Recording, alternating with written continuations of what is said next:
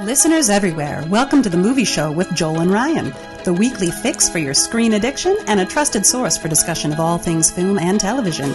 Please keep in mind that for the purposes of this podcast, Joel and Ryan are not acting as journalists, but rather fellow moving picture enthusiasts. All of their opinions should be taken as such. Also, please be warned that while Joel and Ryan may seem like petulant children, they are, in fact, adults who may occasionally use adult language. While they promise to bleep out all the worst words, it's a good bet you will still understand what they were saying. And now, with no further ado, here's Joel and Ryan.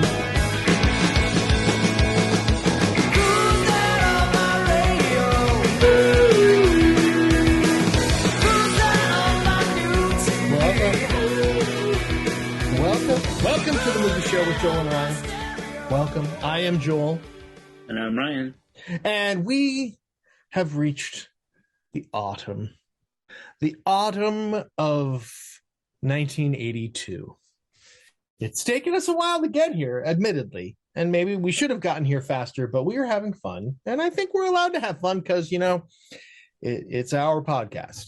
And so we hope that you have enjoyed thus far 2/3 of the year of 1982. And it has been, not that you need it, but boy, quick, the title, some of the titles that you've missed out on. If for some reason you're just joining us at the third part of 1982, you missed out on Conan the Barbarian and One from the Heart and Swamp Thing and Rocky 3 and Mad Max 2. Oh, and did I mention a couple little films called E.T. the Extraterrestrial and Star Trek 2 The Wrath of Khan and Blade Runner? Did you heard of it? Tron, best little horror house in Texas. But now we're gonna get as we get into the fall here, now we're gonna get into the prestige films. It is, now we're aiming towards Oscars and awards. People going, I gots to get me one of them Golden Globes. Yeah, that typically, although these days it starts like right in the sort of back to school area. Those films start coming out in festivals and stuff. But back then we're a couple months away from that. I will add one thing I should say. One from the Heart doesn't count, not 1982. Oh, that's right. I said the one movie that isn't. It's not the one. There's two, but it's the one that doesn't count. It isn't on our list. Yeah. And I told you I wouldn't tell you what the other one was, but Joel just named it.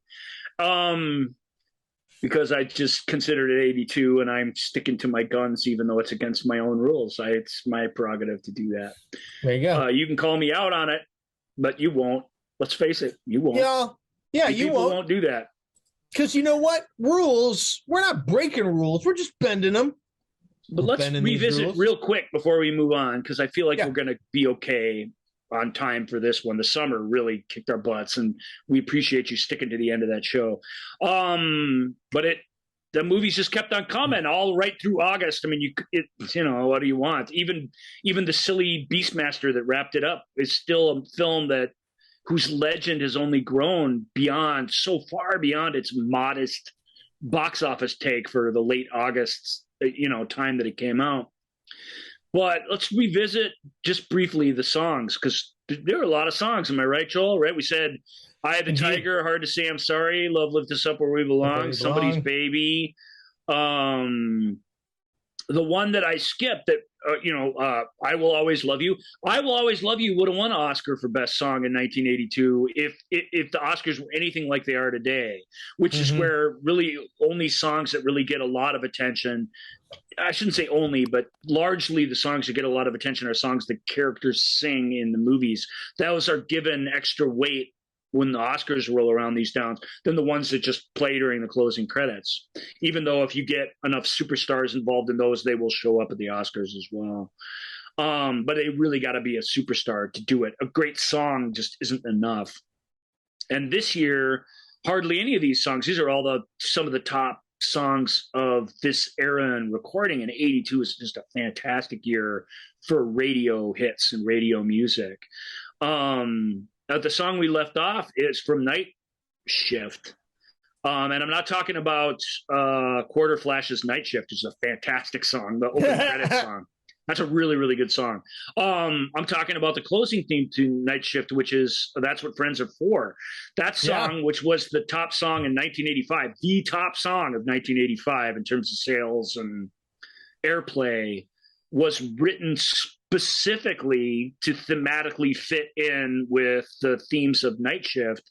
And there's the rendition of Rod Stewart singing it that plays over the end of that movie and then into the end credits. That's a massive song. That's a huge part of pop culture that was written for that specific movie. And even though the Rod Stewart version that's featured in Night Shift is not the one we think of when we think of that tune, Burt Bacharach and I can't remember the lyricist who wrote it for that purpose. So I think it's worth noting, Joel. What do you think? Carol Bayer Sager wrote the of course on that. They were the partnership at the time, and yep. I believe I could be wrong, but I think they had I shouldn't say. If I believe that I'm wrong, I should shut up and we should just move on with the show. Well, real quick, Up Where We Belong won the Academy Award. Eye of the Tiger was nominated. It Might Be You from Tootsie, which is a movie we have yet to talk about. We'll get there. Mm-hmm.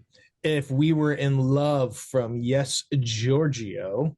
Whatever the hell that is. Yeah. And whatever the hell that song and movie are that we don't know or have never heard of, even at this point. Yep. And so I'm going to give that the old no, Giorgio.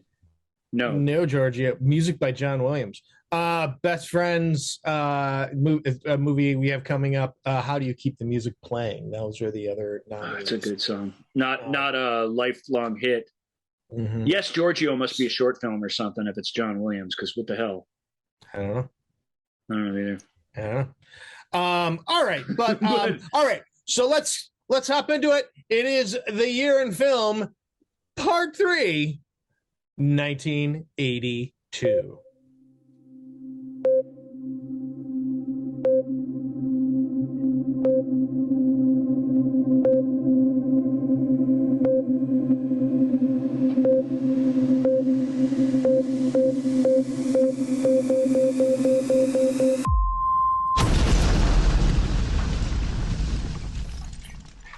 There we go. All right. And like I said, I was going to say we're talking about prestige. A lot of the prestige films come out. But I think we have a great film to kick off September 1982. This is a biggie. I got to admit, I have not seen it. But it does star the amazing Fred Ward, Fred Ward. It's Fred Ward. And of course, it's called, and the movie is Time Rider, The Adventure of Lyle Swan. Presented by Michael Nesmith. Directed by the great William Deere. Featuring William Deere's girlfriend, whose name I can't remember, but who's super cute. Is that Belinda Bauer? No, it's just random control room lady who's like way, way too cute to be working in an 80s movie control room. She stands out like a sore thumb when you watch the movie, trust me.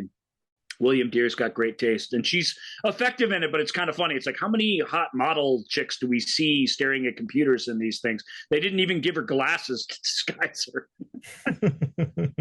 And she does a good job, so I'm not even knocking her. Good actor, right? But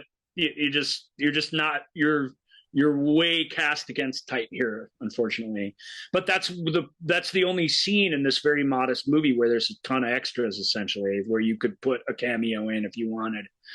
It's a crazy scene about a cross-country motorcycle racer played by Fred Ward, who, due to a government experiment, drives through a time vortex into the Old West and has to fight a bunch of cowboys and find his way, Joel, back to the future. Yeah, no, they don't say that in it, but it's that kind of movie, and it's one of those video wall movies, is what I call them, and I'm determined to collect them all. You know what I mean? Like they're whatever they are, whether they're Garbage Patch Kids or whatever. I want the whole collection. When I stood in front of that sci-fi and fantasy section in the video store, I want every single one of those movies. I want Space Hunter, Adventures in the Forbidden Zone. I want your Hunter from the Future. these I guess I'd seen Space Hunter, but Your Hunter from the Future, which is a spoiler kind of, it shouldn't be right there in the title. You know, I hadn't seen that till just a few years ago, but when it came out on in high def on Blu-ray, I was like, I'm there day one. I'm bringing that one home. That's one of the ones that was on the wall, right? And no better. Like the poster's way better than the movie experience than the Time Rider poster, which to me is just absolutely iconic. It's a picture of a guy with a helmet on a dirt bike riding into this Tron like electronic grid with this great 80s font. And it just looks like it's going to be the greatest movie ever. And then when you bring it home, it's actually not the greatest movie ever, but it's not half bad. That's a fun movie. This guy, he doesn't know where it is. You go from the desert, you know what I mean? Because it's not like some experiment where they were on a battleship or they were in a city in a bunker. This guy's just riding along in the dirt, and then he's still riding along in the dirt even when he travels back in time. And it's not till he starts encountering the past slowly but surely that he starts to have any clue what might have happened. And it's not something a person would imagine. And Fred Ward, you know, passed on recently, and so we gave a little tribute to him, but he's just so good at this kind of role. This, because he really does have that sort of leading man of action charisma to him, but he also has this, he just really gets in touch I think in a really brave way with the dumbass inside us all. And all his characters, even his best, most famous ones, have a sense of that. When you think of what the Grissams go through in The Right Stuff, for example, or, you know, there's just this thing about him that he's just, I just don't know how to explain it. I don't want to call it a dumbass because that sounds like it's mean. It's not. It's that weird bit of ego or that weird bit of person who makes the wrong decisions. Like, he's so fun in this fish out of water role. Belinda Bauer is great, and Peter Coyote is hamming it up as the bad guy, the leader of this gold mine running gang of outlaws or whatever. Who really wants to get his hands on that motorcycle because he thinks with that he can, the electric horse or whatever they call it, because he thinks he can rule the world. He doesn't realize it's going to run out of gas pretty soon and just be totally worthless. Right. And then it's cross-cut with the future scientists realizing what happened and trying to get him back. And there's a great cowboys on horses versus helicopter battle at the end. I mean, it's a high concept idea that you could do on a low budget. It's a great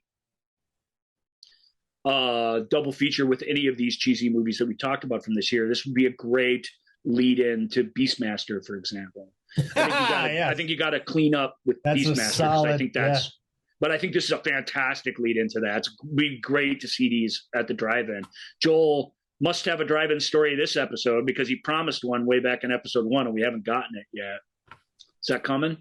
Oh, I could have. Well, I guess I was waiting to say it at ET. Yeah, I mean, It was. It should have been last episode, but we are so gushing over ET. My drive-in movie story was just going to see a drive-in movie. My folks took my brother and I to it. We were in the back seat. They were in the front seat, and we watched in our Buick. I know we were in our Buick. I don't remember what kind of Buick. But we watched E.T. followed by Conan the Barbarian. That I felt was quite the double feature.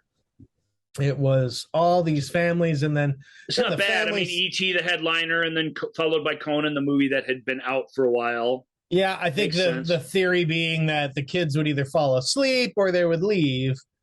But not my brother and I.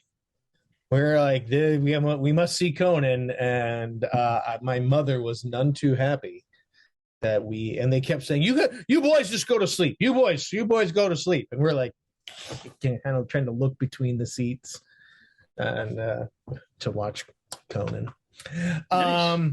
Yeah. That's mismatched aspect ratios. That's dangerous when you go to the drive-in. My favorite was Total Recall and Bird on a Wire, and they didn't change lenses for Bird on a Wire, so all the people's faces were like really long and alien faces. And nobody stopped it. I mean, once you start it, and those old reels theaters out there, they're like, oh, we're not stopping this. Yeah. Nope. Apparently, nobody complained. They didn't mind seeing Goldie Hawn's face all stretched. All right. So next up, after shockingly, Total Recall is the spherical movie, same as E.T. and Bird on a Wire and Conan are anamorphic. They're widescreen films. So if you play them with the wrong lens, it fits the whole screen, which I'm sure is why they thought nothing was wrong. But it's just very clear, like cars are not that tall and faces are not that long and weird. Here, next up is a movie that is one of the cinematic treasures of Canada. It is called, actually. Yep. Yeah, that's what I mean. It is called The Gray Fox, starring Richard Farnsworth. Richard Farnsworth plays an old bank robber / train robber from the Old West who has been locked up in prison so long that the whole world has changed. Like it's basically the movie starts with him getting out of this long prison term and coming out into the world where there haven't been bank robbers or train robbers for decades. Like that's just something. The Old West is gone. You are now basically in the modern world. But if you like old-timey stories, it's not a Western, but old wilderness stories, or especially if you love old trains, man, this is the movie for you. It's shot in Western Canada, and it's just gorgeous. And Farnsworth, it's the first ever leading role of his. He was a stunt person in old Westerns who they started giving lines to. And by the time his life was over, he was being nominated for Oscars and carrying films on his own. His story really is like the cinematic American dream to me to some degree. And he says so much understated integrity in this role. And it's a gorgeous film, and it's a tiny little film. I mean, Lyle Swan, same thing, B movies, September, summer's over, back to school, the stuff that they're leaking out, or in the case of these films that they're slow rolling out, are for niche audiences or things that they are proud of but don't even expect to make money, really. And of course it didn't. And as a result, it's not really considered much of anything, but it does have, Joel's right. The Canadians are very proud of it because it's very beautiful. Philip Borsos directed it, and it's just a really neat period movie. You know, it's more sophisticated and more adult than like a Disney movie, but it has that sort of old-timey, old-fashioned feel to it, which I dig more and more as I get older. They're the movies I really like to see. I hope that the film we glossed over the most from last episode, I hope the Tex gets a Blu-ray release so I can bring it home and cherish it, because even though I haven't seen it, I just get the sense of what it is and am excited to see it. It's one of 3 Matt Dillon, S.E. Hinton books. Outsiders is another one.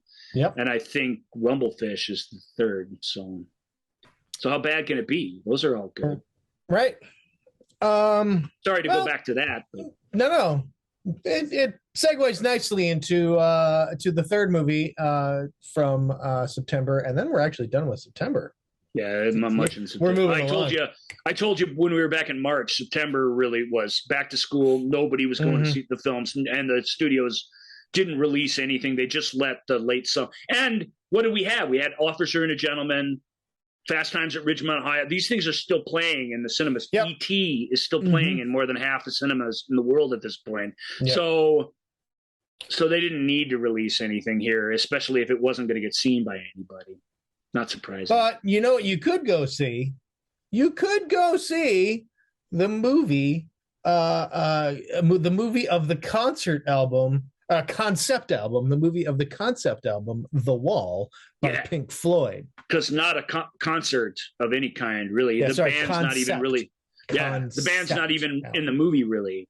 I don't want to say completely not in the movie, but it's not a movie of a band doing their album. It's very much The Wall by Pink Floyd is a very sort of the last album of the 70s, very trippy, sort of drug-induced fever dream of an album, and the film very much is a bunch of weird, sort of trippy fever dream, nightmarish images set to the music.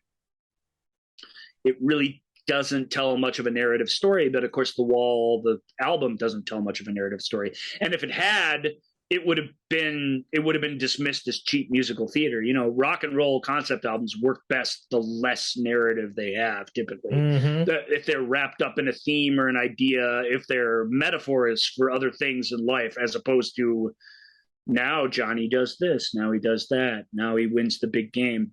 When you listen to rock albums that try and tell a story, it can produce good music, but they tend to be stupid. And The Wall isn't stupid. It's a really, really good album, but this is 3 years later.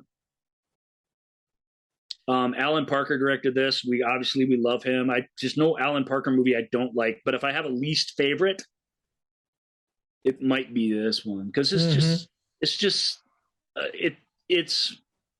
it's what music videos did during this era. You know, we all talk about how great they are when we talk about the great ones. When you talk about Take On Me, I mean, what a great video. That video is great.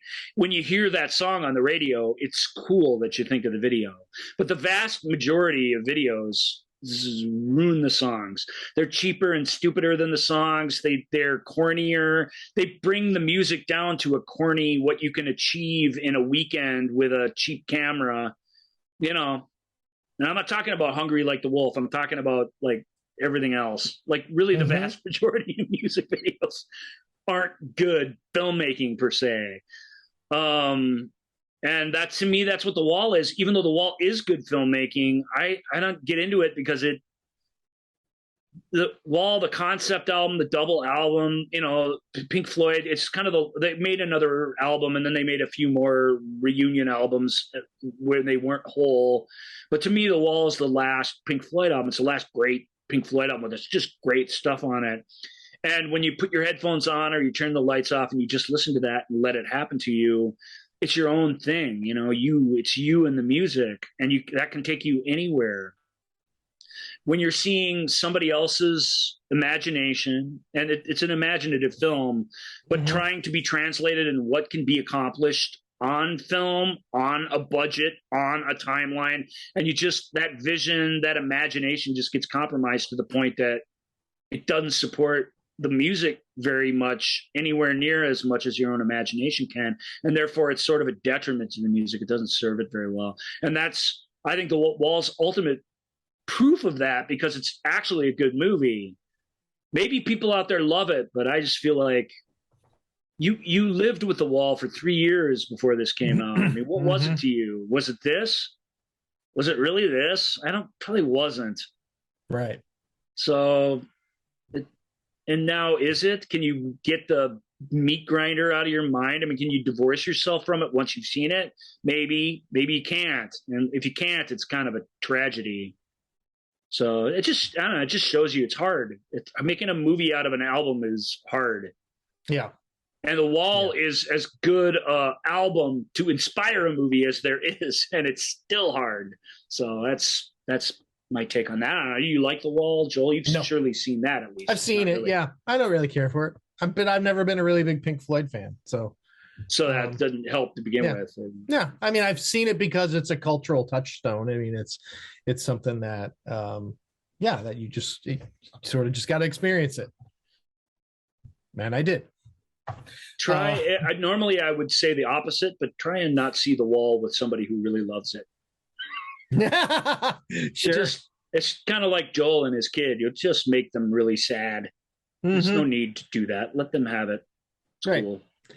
All right. Next up, we're into October now.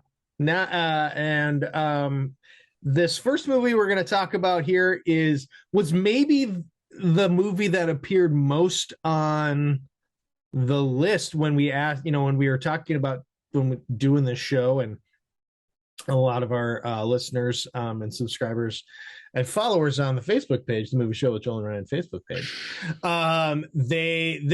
when they were commenting on their movies of 1982, this one might have been the one that came up the most of movies that people were excited for in that year. Wanted to make sure that we didn't leave out. Yeah, and of course we ain't going to leave it out because it's my favorite year. Directed by Richard Benjamin, starring Peter O'Toole, Mark Lynn Baker. Oh, so good. So much fun. Directed by Richard Benjamin, the actor, right? I mean, and Richard Benjamin, as a former actor, is such a good and assured storyteller.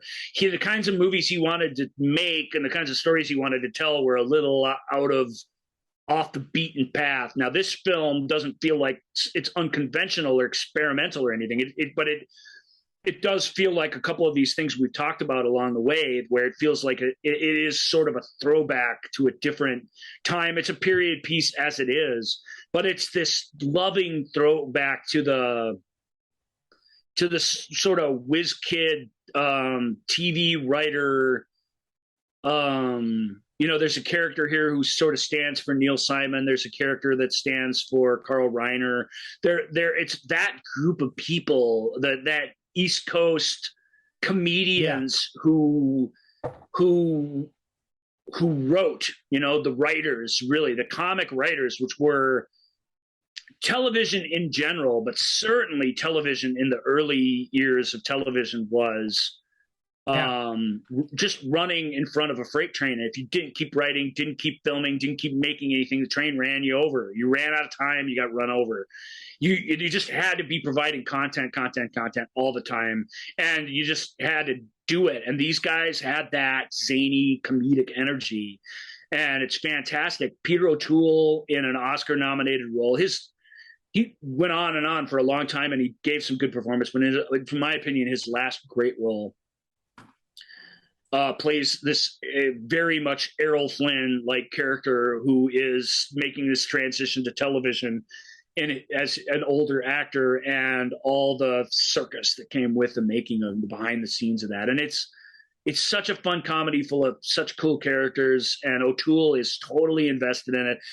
Peter O'Toole, I'm really, really hard on because he's so theatrical. He's such a demonstrative actor. I'm always really tough on Michael York for that too. There's certain actors that it's like, good Lord, man. Mm-hmm. I know you're playing to the 50th row, but the screen is this big, where you see your face.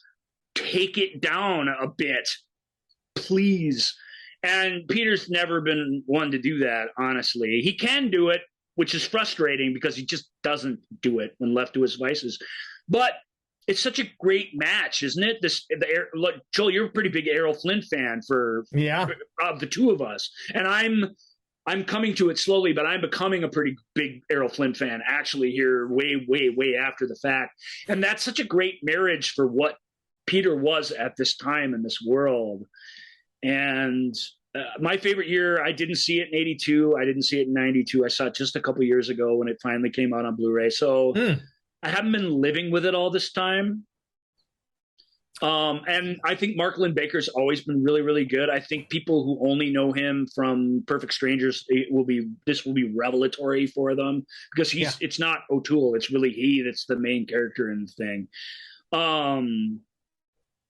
And it's such a good-hearted, it's just a really, really good movie. Really, really good film from this era. This one was a movie that, again, we rented on VHS, rented from the video store. My dad, it was one that my brother and I certainly didn't choose, but my dad sort of said, "Oh, hey, this is he maybe because you're just kind of reading it and it's." And it's like, oh, he's a matinee idol, like swashbuckler guy. And we're like, oh, swashbuckler, because we loved, Errol Flynn and Robin Hood and all, those movies. Mm-hmm. And so we rented it. And and it's one of those movies that we ended up renting. Like if we were at the video store and just wanted something to watch, but didn't nothing was jumping out at us. Okay, let's get my favorite year again, and we would watch that once or twice before we would have to return it, and it was just one of these movies that it was something that we as a whole family could watch together and all enjoy. And yeah, so and then when we finally got cable and got HBO, this was played a bunch on HBO, another one of these movies. Yep. And we just watch it all the time.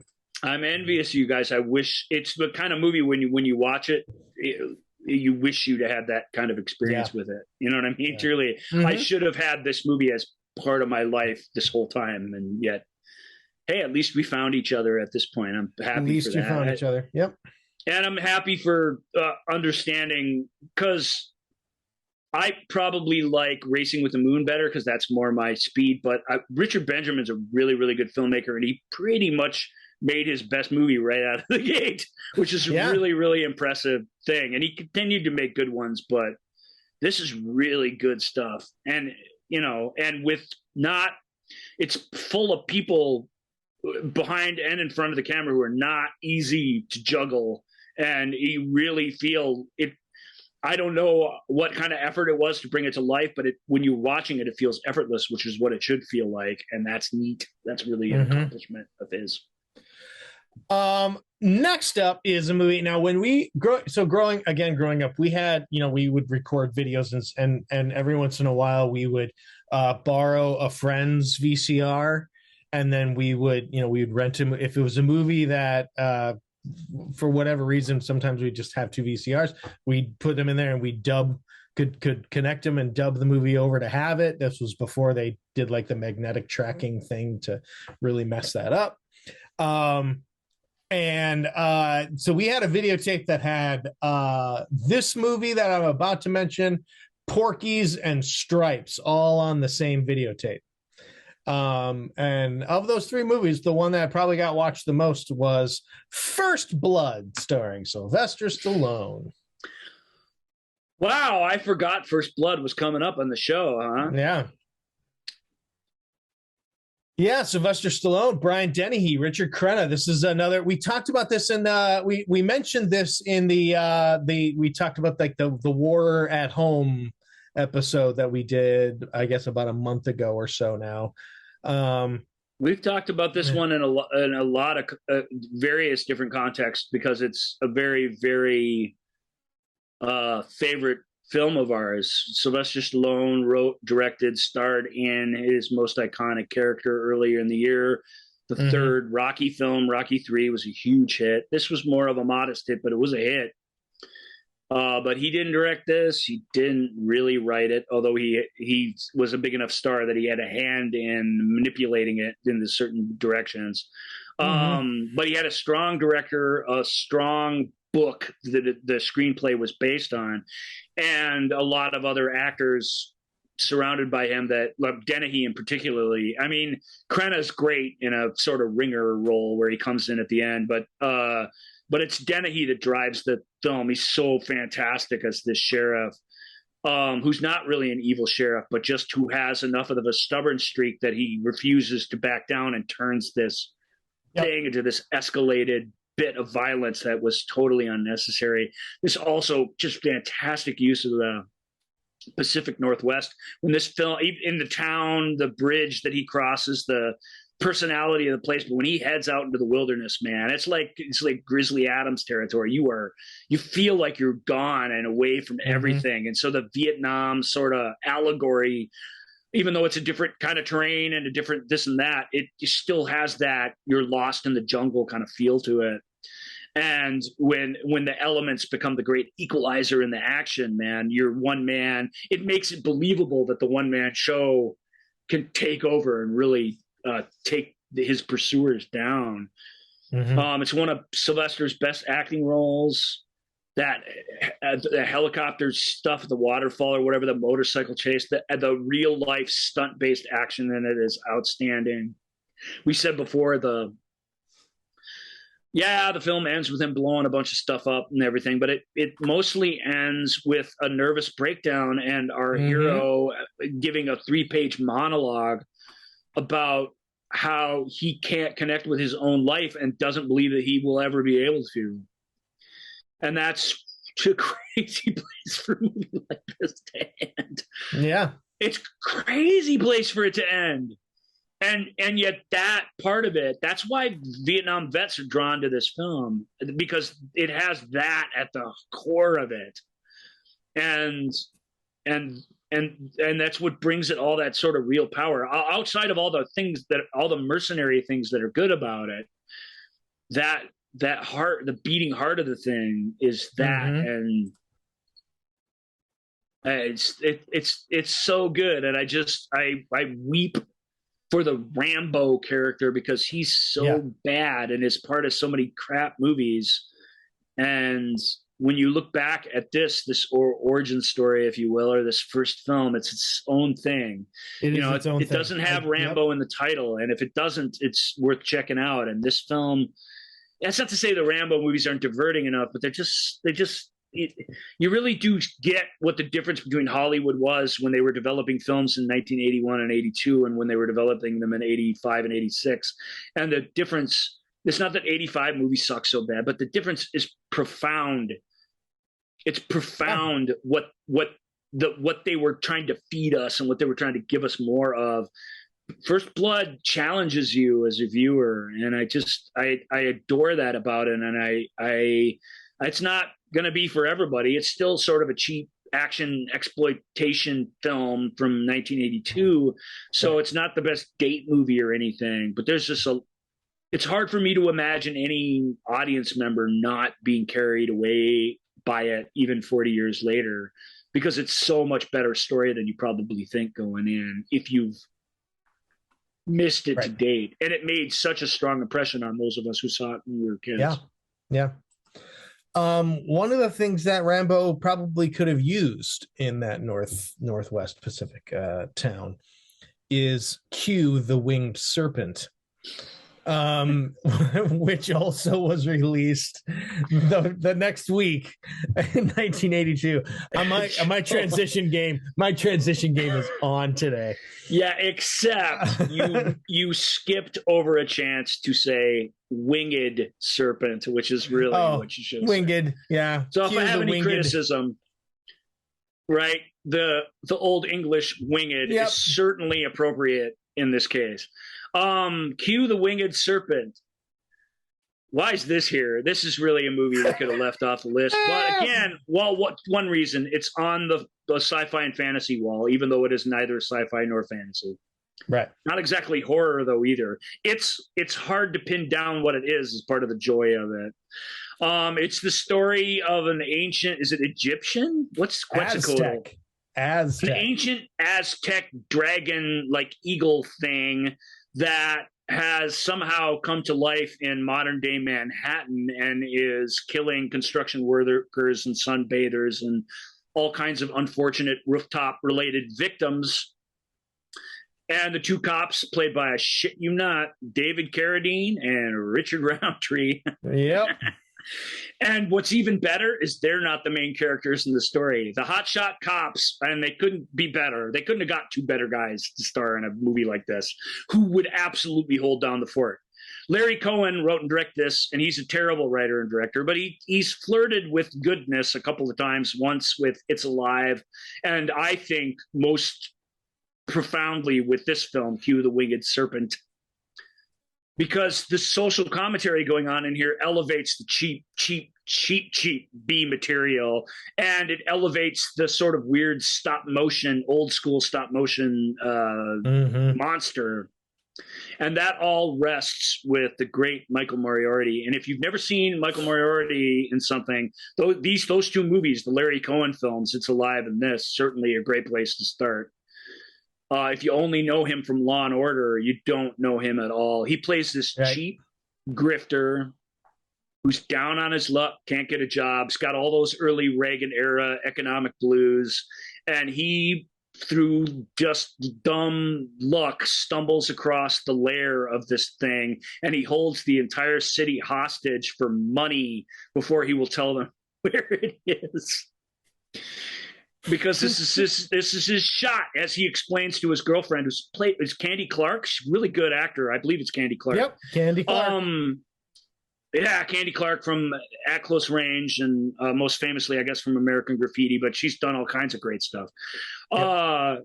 They have this. She's his conscience, and what are you doing? It's killing people. And he's like, hey, like it or not. I mean, I get it, but this is it. I mean, now this is my chance. I'm not going to get some other. There's not going to be some other golden opportunity for me to make good ever in my life other than this. This is my chance to make something happen. And then the whole end of the movie is just berserk, crazy circus. But it's so much smarter than what it is. I guess that's why I like it.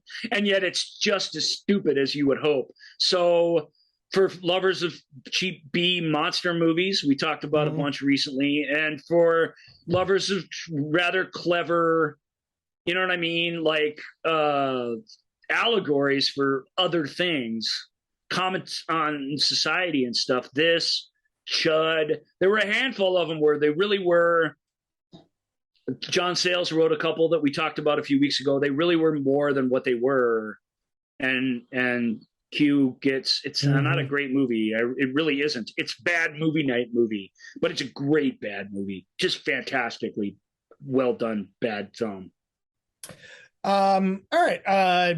Next up is a movie series that I do not like. Never liked. But they're very much, I mean, to me, this is very much kind of what, like you talked about, the movies of 85, 86. I think this is one of this is a direct line with the spawning of the mid 80s, the one man, the one man super big hair films. Yeah, as Death Wish 2. I mean, Death Wish was started, but it's that vigilante one man warrior. I'm pulling up my bootstraps and I'm going to get all those people who done me wrong. This is the beginning of the October Horror Fest, and we got time because this turned into 3 episodes instead of 1. But we're not going to dwell on any of these because they are all terrible, and more so, they're all distasteful in a way that I don't like either. Death Wish, although it cast a ass-kicking action star in the role of an everyman who arms himself and gets revenge on the society for his own losses. That's a powerful story that could have been good with a different actor. And it's also a good turn by an actor doing something different, but his own Charles Bronson I'm talking about right now, his own persona turns on him in that movie and turns it, but it keeps from turning into this. This is where it goes bad. This is where the violence gets upped. This is where there's no meaning behind any of this except just some badass guy out there being a vigilante and the cheap thrills that come from it. So the Death Wish series is terrible, and that's why it's here at the start, because it's not a horror movie, but it's here at the start of all the horror sequels because it fits with them in that it's something worked. Even if the movie wasn't good, something worked in the first one that made them make more. And as they made more, they just diminished the meaning of it all to the point that it's just cheap thrills for people who want cheap thrills. And that sort of, I don't know, that's sort of cheap. The more you cheapen violence, the more you truly just lose sight of the angels of the better storytelling. You just have taken yourself out of that and any potential for that. And that series definitely does, Joel. I'm not a fan of Death Wish either, but Death Wish 2 was not competing for the same audience as E.T., and it made bank. It made almost as much money as the first one, which is really unusual for sequels. Yeah. So it's a movie we easily could have skipped, and yet it was a significant earner for Paramount, a pretty big studio at the time. We have a series of numbered films here coming up, and next one is Friday the 13th, Part 3. Read the synopsis of Friday the 13th Part 3 for me, will you? Do you have it up? Yeah, Jason Voorhees stalks a group of friends who arrive to spend the weekend at camp near Crystal Lake. That's it?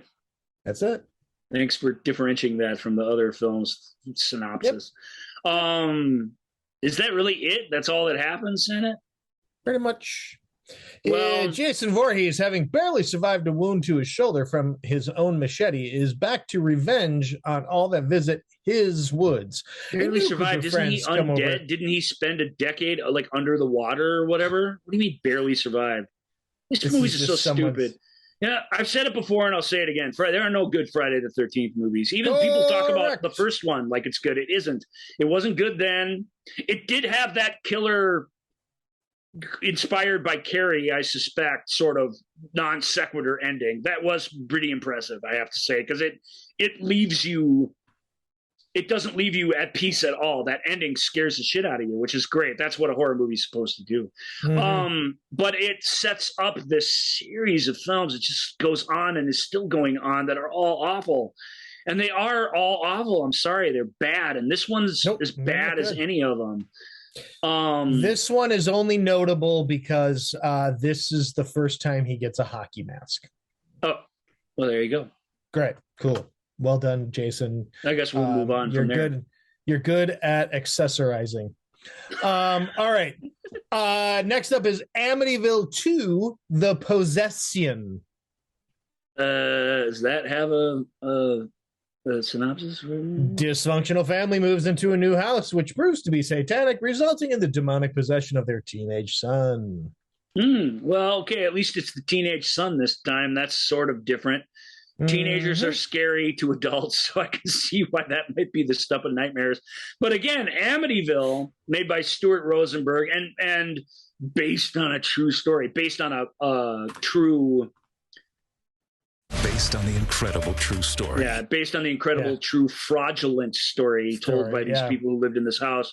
It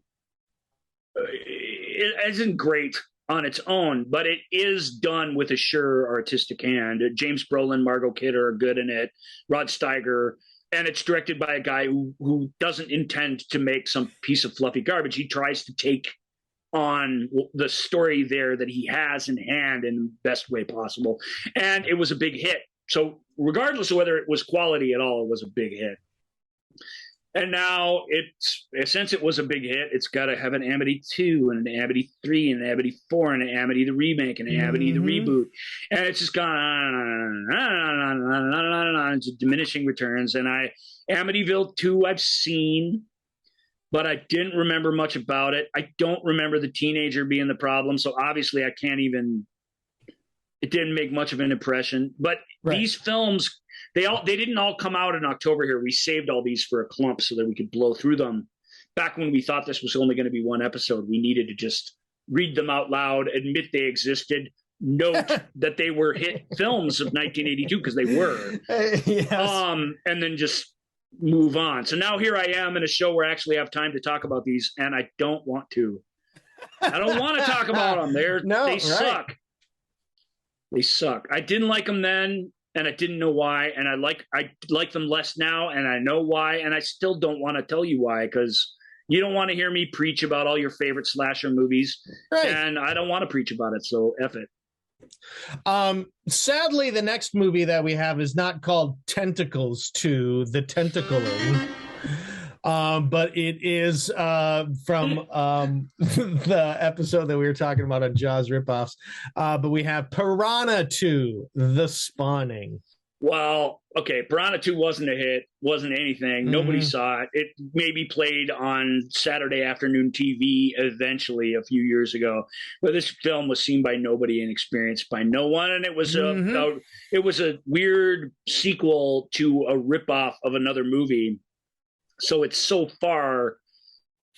conception is so far from artistic integrity to begin with. The reason we mention it at all is it did come out around this time, back in August, I believe, actually. It is a sequelized horror film, and it was the first ever film directed by mega super blockbuster extraordinaire James Cameron. And because it's his first film, but it isn't good. but because it's his first film and the story of it getting taken from him. And I got to say, the idea of the flying piranhas that just when you think you've escaped them on the beach, just come flying out of the water at your face. It's a terrifying idea, and it's actually fairly well realized in terms of the movie magic that they had at their disposal at the day. The problem is the rest of the movie just doesn't really work well. It has that same problem. It's funny that you mentioned tentacles because it has that same even though it was made by an American or Canadian director. Sorry, James. Canadian director. It's kind of American-ish now. I think he's an American citizen now. I'm quite certain he is, but he's from Canada. The fact that it was made by him, it doesn't change the fact that it's this weird, disconnected from reality sort of set in America, but takes place or is shot in Italy sort of film. Yep. It feels like one of those cheap Italian ripoff films. So, indeed. Someday, it lacks the harpsichord accents that might have made it a classic. Correct. Someday we'll do James Cameron top 10 or whatever. It won't be on that, but But we'll mention it again. Yeah, we'll mention it again because it's just part of the lore. We mentioned it in the Terminator episode, and this is probably the most I'll ever talk about it. It's not worth your time unless you are a true purveyor of crap cinema. If you are a Piranha completist or some sort of James Cameron super fan, you really do need to at least check it out so you can say you've seen it. Right. That's why I've seen it, or I never would have seen it. Yeah. Next up is the curious story of Halloween 3: Season of the Witch. This group of films is it's by far the best movie on this little sequelized list. Halloween was a really, really good horror movie. Best ever slasher movie, maybe if you don't count Texas Chainsaw Massacre as a slasher movie. Which it's not a conventional one the way Halloween, I think, became. But Halloween, really, really good. John Carpenter, really excellent use of what's scary about this kind of storytelling and using all the cinematic tools and every inch of the frame to frighten you. There's very few movies that are as good as that, as it. So Halloween, unlike Friday the 13th, that horrible, awful, terrible series at least started with a really, really great stone cold classic of a movie. And so it deserves a little credit for that. And then you've got Halloween 2, which, as far as let's do the same thing again, sequels, not that bad. Pretty good slasher movie sequel. Not great, but pretty good. They get the gang back together again. They go through some of the similar beats. They try some of the similar things. The filmmaking isn't as self-assured, and it's not as good a movie at all. But I get it. You did the best you could. Jaws 2, we talked about those Let's Do It Again movies. This fits in with that. It's a pretty decent one. And then very wisely, although it didn't work, it's a shame that it didn't, but very wisely, Carpenter, who kind of had the rights to the Halloween films because the first one was put out by nobody. It was just barely distributed until it caught fire. He had control over this series, and it's very rare that a creator gets control over their own thing. Sylvester Stallone, in his old age, has been railing against the windmills recently for not having any financial control over the Rocky series. That's sad that he doesn't. That was all created by him in his mind. He deserves his cut of that, or a bigger cut than he's getting anyway. Even for a rich guy, I'll say that's probably true. For Carpenter, he decided, look, I don't want to keep doing this stupid Michael Myers movies. They're going to just get stupider and stupider. How's that for calling it on the nuts? But let's try something different. We can keep making Halloween movies. Halloween is ripe for horror movie ideas. All we need is the ideas. And the intention was to continue the Halloween series as an anthology series where each new thing would be its own thing. And the only movie that survived that really smart idea is Halloween 3: Season of the Witch. Season of the Witch. Which is genuinely scary, has a really terrifying and diabolically satanic idea at the heart of it. and works. I mean, it really works. It's not as good as Halloween, but it's really good in its own right. And I remember people my age really liked it at the time too. So I don't know if it didn't make a ton of money or what, why they moved on or why they felt the need to bring Michael Myers back.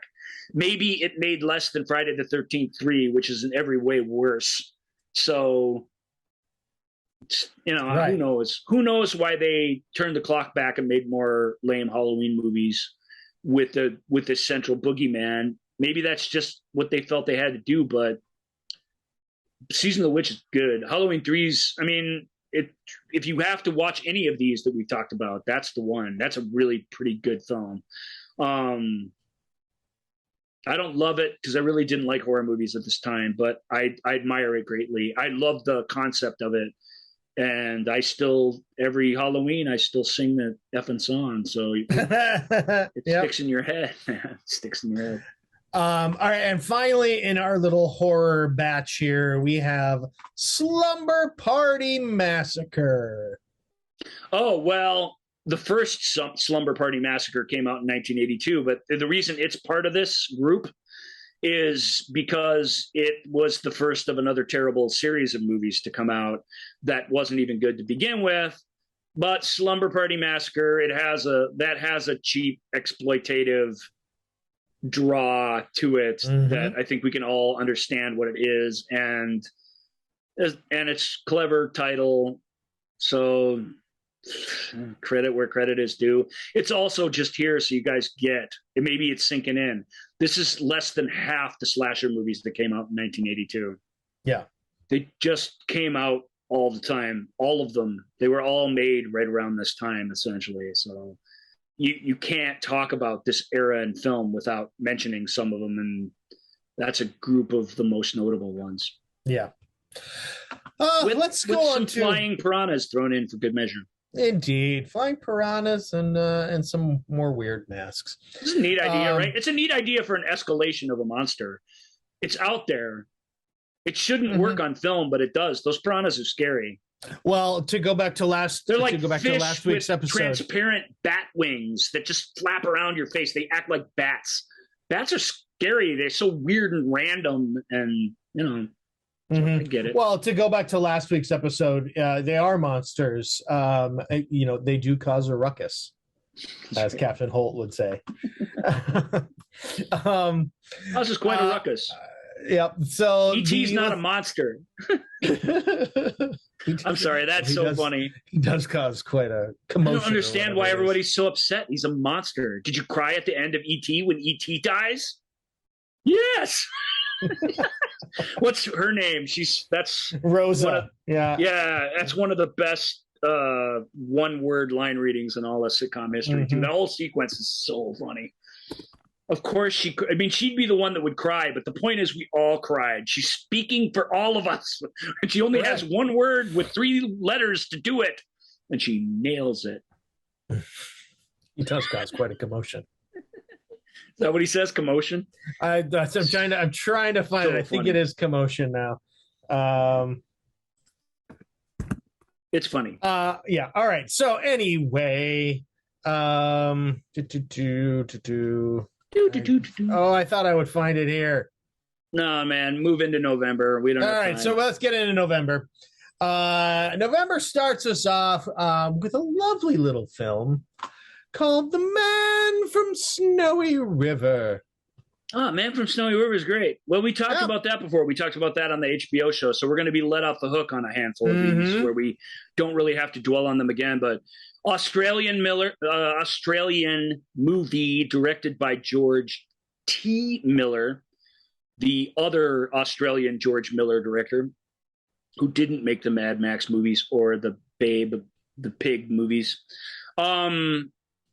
And he made some pretty good movies, and this is probably his best. And it's about a kid who loves horses and who's down on his luck in the Australian outback, and he goes to work at a ranch, and he finds the love of his life, and he becomes a man and all that great stuff. And it's got a really crazy dual performance by Kirk Douglas playing twins, playing a crusty old twin and a slick, sort of all dressed in black villain twin.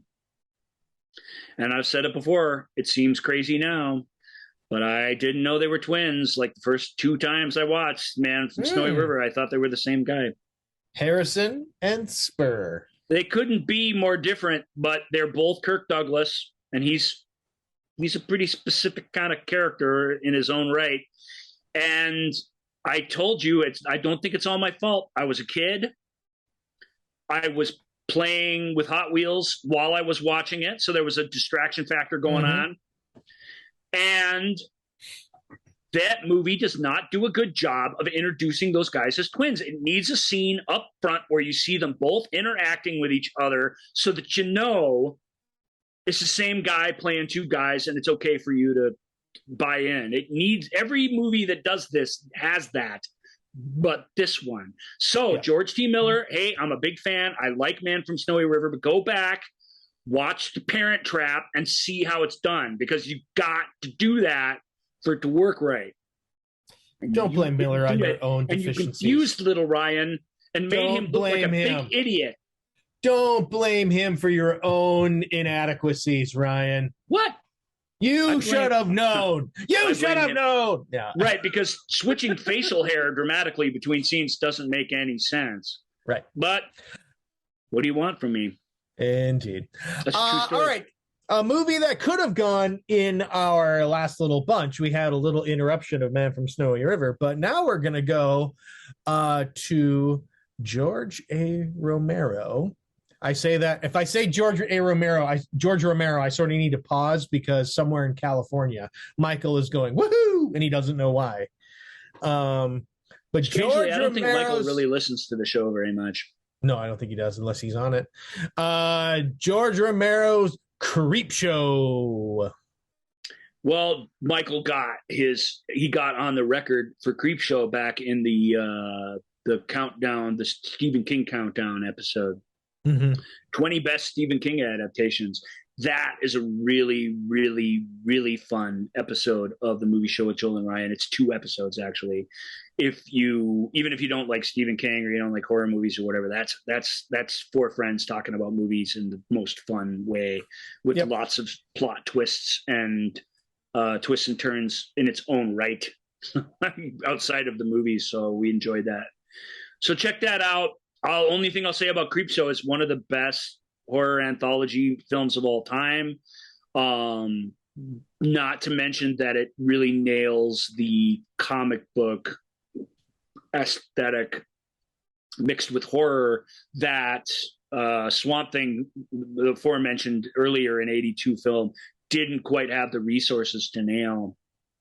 It really gets all that right. I don't really love Creepshow because I don't like horror morality plays, which is what pretty much all short fiction is, but which all horror short fiction is. Why do you deserve to get killed or tortured? And then you get killed or tortured. That's really all they are. And that's all Creepshow is. And so I don't really dig it, but that's only because I'm prejudiced against that kind of storytelling. If I'm able to attempt to look at the thing objectively, it's a fantastically done film, some great writing by King and a fantastic adaptation by Romero, who's really he didn't make many big studio films, 2 or 3, and this is his best one. And I'm glad he got to do that and got some kudos and got some residuals that he wasn't getting for essentially inventing zombies at some point. Yep. I don't know what to make out of this next movie. I mean, I saw it. And it's, I guess I remember laughing a little bit at it as a kid, but it's, They Call Me Bruce. Why is this here? Goofy... the only reason this here, a couple of these, can you see what I hear? You know what I mean? A couple of these are skippable. They're totally skippable, even though they came out in 1982. The only reason they're here is because I've seen them. Yeah. Like if I had something in my collection, or if I've seen it, or if I watched it a lot as a kid, I feel like when are we going to talk about They Call Me Bruce? A vehicle for Johnny Yoon, who's this Chinese comedian who resembles greatly, actually, Korean, Bruce Lee. Yeah, he's Korean, just to clarify. Yoon is Korean. Yeah. Bruce Lee's not Korean. No, Bruce Lee isn't Korean. Johnny Yoon is Korean. So it's okay. Sorry. Yeah, sorry. No, it's important to get that distinction right. Johnny's most famous probably for being in the Cannonball Run. He's the guy with the gadget car in that or whatever, and he's pretty fun in that actually. And he's really fun in this. This is such a cute movie. It's like it's full of weird. I'm sure Joel finds it objectionable because of all the weird racial stereotypes that are in it. But it's made by these people. Like it comes from a place of this race of people and the way they're misunderstood, both in society and in entertainment. So there is an extra layer of meaning to it that I find useful. But it really is just a madcap comedy with a pretty good unsung comedian living this weird like Life of Brian sort of life, except when it comes to Bruce Lee, and hero worshiping Bruce Lee and wanting to be Bruce Lee in this cheap sort of early 80s drug exploitation story. There's a great scene where he watches Rocky on TV and he tries to do the same things Rocky did to beef himself up and train. And his training montage is like really comic. It's really quite brilliant. But again, that's where the movie shuts the F up and sort of just becomes its own little thing. Those parts are magic because a good comedian doing comic stuff is fun. The rest of it is rather distasteful, though. I'll agree with you. I didn't realize the whole movie was about cocaine when I was watching it as a kid. Right. I really remember that. I had no clue that's what it was about. And yet that's what it's about. So, take it for what you want. What did Rob say in our comment section? There was a lot of cocaine going around in 1982. And a lot of these movies were the result of that. So, yep. So maybe don't watch that as an 11-year-old like I did these days. Probably not the best. Okay, another Johnny Yoon, though, funny actor, really funny actor. Yeah. So we have the next movie is another animated film.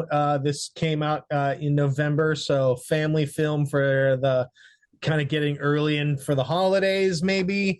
But this is a Rankin and Bass animated film, and it's The Last Unicorn. And like all Rankin and Bass stuff, it's awful. It's such a stupid movie. I hate this movie. It's only here because some people really, really like it. Jimmy Webb, the great songwriter, wrote the songs for it. America, the classic 60s band, sing the songs from it. Alan Arkin does some voice work. Mia Farrow, Jeff Bridges, Mia Farrow, Angela Lansbury, Alan Arkin, Robert Klein, Christopher Lee. Mia Farrow plays. Is she a horse that becomes a woman? Or a unicorn that becomes? She's a unicorn that becomes a woman. She has a song in it. Now that I'm a woman, everything has changed. And Mia Farrow's not. She's game, but she's not a great singer. She's a big Mary Martin fan. She did the remake of the Peter Pan in the 80s, but she's just not she can sing, but she's like that girl from Frente can sing. It's more like she's exhaling and notes are kind of coming out is the sound that we're talking about. It's just weird, man. Rankin and Bass, they never, ever put down the weed, ever. They never put it down. Put it down. Think about what you're doing. You guys are so crazy. However, the animation's great. It really is good. I mean, it's a big budget animation, so it's not like their TV specials at the time, which were kind of awful. Like their version of The Hobbit is really awful. But and these are the guys, if you don't know, these are the guys who made Frosty the Snowman and more famously Rudolph the Red-Nosed Reindeer, all that stop motion Christmas and holiday specials. The quality is more summed up. They did the one where Twas the Night Before Christmas, where it's the mice like on Christmas Eve trying to save Christmas or whatever. They're just so high all the time. They're just so, only the Kroft brothers smoked more weed that were making children's entertainment at this time. And this is such a weird weed-induced thing, and it's so obvious that it is. And yet, for a change, the girls got into this in a way the guys didn't. The girls were into the unicorn. They identified with the lead character. Like, they sort of deserve – this movie's here because they kind of deserve their due, because these movies weren't really aimed at them so much. And this one, I think it kind of by accident, but I think it is kind of. And I think it connected with them in a way that if you're a guy, you can't really fully appreciate. I certainly couldn't. So I was just watching an old episode of Mr. Show, and the Sid and Marty Krofft takeoff thing where they did the altered state of Drugachusetts. Yeah. Anyway, so moving on. And he goes through the weird land where all the people in the weird suits represent different drugs and stuff, and their personalities represent. I mean, it's hilarious. The pot brownies and and the Dr. LSD. And what's the one? The one who's all freaking out. I can't remember what he is. Yeah, he's like a He's like a spilled, hardened soda with a bunch of barbiturates stuck inside of it. I can't remember what his character is, but it's so funny. You know, they were super high, and it's that. The reason that Bob and David's sketch is so funny is because it's really, really hard to make fun of Sid and Marty Krofft, because they make fun of themselves. It's there on the screen. Watch an episode of the Bugaloos sober. It's almost impossible. It's so weird. This isn't as bad as all that. They knew they were working with a lot more money. They were working over a couple of years of animation, so their weirdness got a little stale. That actually helps The Last Unicorn, but The Last Unicorn still trippy, man. What's the Red Bull or whatever the bad guy? It's so weird and nightmarish and esoteric and not anything that would be in a movie of this kind. It's all so odd. Yeah, there's King Haggard, the skull. The skull is weird, man. That scene is so skull, weird. Yeah, that's Rene Auberjonois. Of course. Bourgeois, yeah. Good job, dude. The altered state of Drugachusetts. Just trying. Can't get into The Last Unicorn. Just can't. Stuff. Yep. Can't anyway, okay. So after The Last Unicorn, we have Meryl Streep coming out in 82. Roy Scheider. Is it Roy Scheider? Is it Blue Thunder? No, it is not. It is Still of the Night. Still of the Night. It's Robert Benton, the guy who brought you Kramer versus Kramer, trying to do a Hitchcock like thriller. I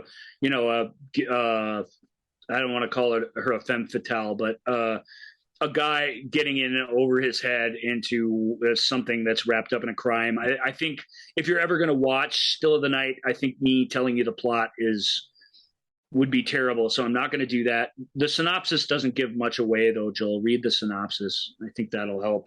The synopsis you get what kind of movie it is. Yeah, it's a Manhattan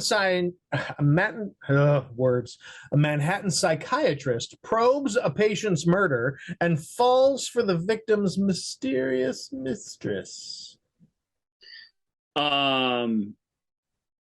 Rhetorically, Meryl Streep was once asked by some vacuous talk show host of some kind, "Have you ever done a bad movie?" And she said, "Well, there was this movie back in 1982 called Still of the Night." So she's not super proud of it, but it's not a bad movie. The problem is Robert Benton isn't Alfred Hitchcock. Brian De Palma could have been Alfred Hitchcock, but he's just such a crap storyteller that he couldn't be. Brilliant filmmaker, crap storyteller. Benton could have been a decent storyteller if he would have just told stories instead of tried to be some cinematic genius that he just flat out wasn't. And this movie's a director falling on his face trying to do Hitchcock and just not capable of pulling it off. But it's still an adult thriller of that type. You know what I mean? Where you bob and weave throughout the little plot twists and identity concealments and all that stuff. So the script's not that bad, but the movie's pedestrian. If you really want to see a filmmaker like that try a story like this with Roy Scheider, go back to 1980 and see the I'm going to forget what it's called now. Jonathan Demme directed it. It's Roy Scheider and Janet Margolin, and they takes place kind of at Niagara Falls. That's what the poster is, very famously, but I can't remember what it's called. So I guess that was terrible advice. Anyway, try and find that one now, you Hitchcock fans, because they're not. The 80s aren't doing you any favors. You know, people talk about Dressed to Kill, and they talk about what's the other horrible one that he did with, I always want to say Bill Maher, because that guy looks just like Bill Maher, but it's not Bill Maher. It's just an actor who looked like him. It's an awful movie. It's the voyeurism one with Melanie Griffith, Wolfgang Peterson did Shattered, and they all trying to be Hitchcock, and they all are sucking at it. And yet, people who like that kind of movie just think all these movies are great, and they're not. There aren't any great ones. Even the ones that we like, Dead Again, you know, it's got a lot of Hitchcock in it, but it's not that good. At least that one was hypnotic when you were sitting through it, but when you stop to think about it, you're like, what? Nah, no way, that movie. And they're all like that. And this one doesn't even, I mean, it doesn't even have De Palma's camera moves and stuff. Like, it's just pathetic. You tried, you failed, the game is over for you. You know, we've said that before, and that's that sort of, that's what this is. Even Meryl Streep doesn't like it. Even Meryl Streep doesn't like it. And she's in it. Right. Okay. You know what month we've reached, Ryan? We are into December. And December, can we do it in a half an hour, you think? Of course. December, of course, means Oscar bait. Woo! But not all of these are Oscar bait. Some of them are just holiday fun. First up, though, we have the story of Frances Farmer. Frances Farmer's meteoric rise to fame in Hollywood and the tragic turn her life took when she was blacklisted. Jessica Lange is Frances. I've never seen Frances, and I'm really mad because it's not easy to see. And I would like to watch it because it sounds like my kind of movie. 82 was the big comeback year for Jessica Lange. It took a long time. From 1976, when she starred in King Kong as this total 70s airhead, with the heart of gold, but airhead nonetheless. And she's so good in King Kong that people thought that that's what she was. And it just took forever despite her intense beauty and her talent, it took a while for her to battle back into the Hollywood mainstream. And it was for insiders, Frances wasn't a big hit. Didn't even have a big wide release. But when people saw it, who knew something about acting and storytelling, they said, wow, she's somebody, and she's gorgeous. You know what I mean? Like, we can use that. Hollywood can put that to work, and they did. And then, of course, we've already kind of let the cat out of the bag on what the next movie is that she actually won the Best Supporting Actress Oscar for. But this month had these two films, and I really am interested in McCarthyism, and I'm interested sort of in that a little bit in old Hollywood, and I would like to know about this person, and I want to see this film, and I just have never seen it because it's in that weird zone where at the time it had a little bit of a life of its own, but it's not a classic really. So it's just not been adopted or propped up as anything throughout the years. It's been hard to track down and see. Is it on Amazon? Are you about to tell me? It is on Amazon. That is where you can find it. At least it's there. Does it say HD next to it? Let's see. Yes. All right. In HD. I've got some Amazon points stored up, so I'm going to go watch that on Amazon. I might watch it right after the show goes down because I've always wanted to see Frances, and I knew I'd be talking about it without having seen it here, so I'm sorry for that. But at least we mentioned it. Who directed it? It is directed by Graham Clifford. So not nobody, but not a big somebody either. Yeah. Okay. Interesting. All right. Next up is we're bringing the funny. Here it comes. Bringing the funny with Eddie Murphy and Nick Nolte. And 48 Hours. See, it's kind of, when you get done with the summer and you think it's over and you get First Blood and you get 48 Hours and like the movies keep rolling out.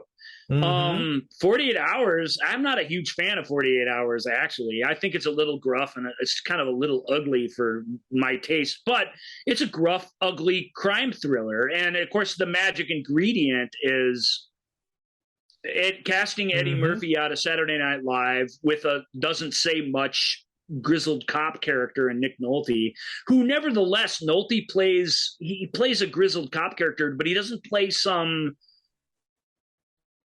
like his girlfriend's like a total like hippie in it who's very high-minded about everything. Like he's an intellectual that can hold his own with that kind of character. So the character's interesting, but he still doesn't say much. And because he doesn't, Eddie just gets to goof off and play and react to everything like in the best team up, like Richard Pryor tradition. He's so out of this world entertaining in this. I mean, he was so great on SNL for the 2 years or whatever that he was on it, but this is just like, he'll never not be a movie star now. I mean, you could just feel it when you're watching it.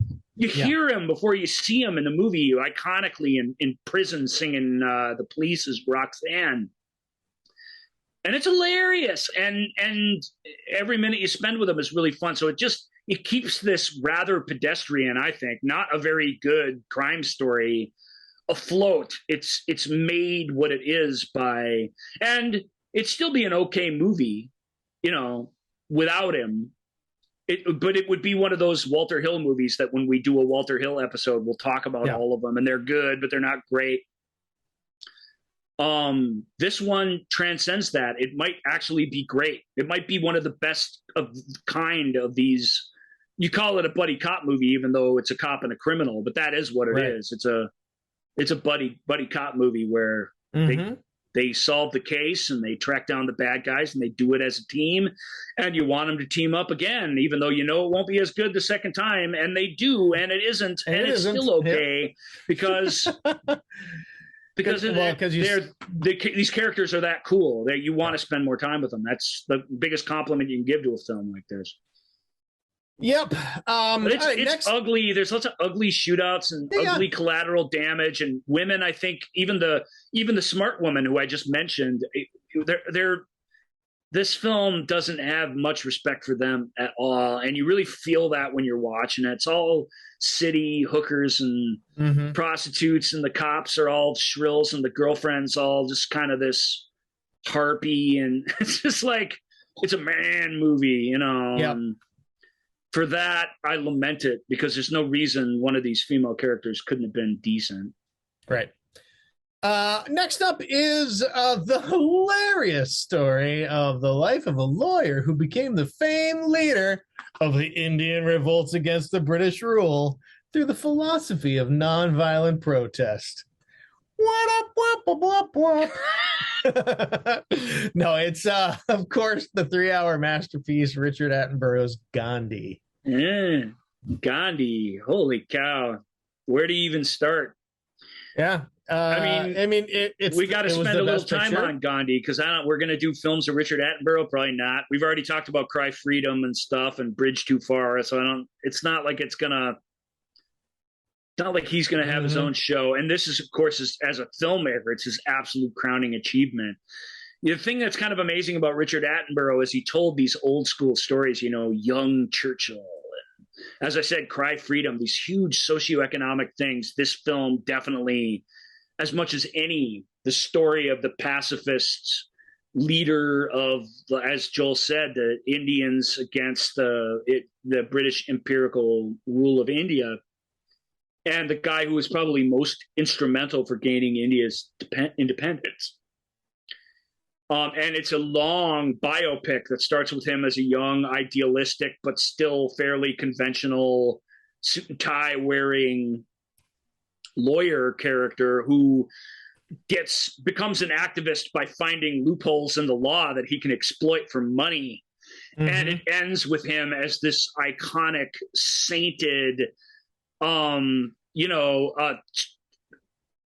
Indian spiritualist, essentially, and revolution leader.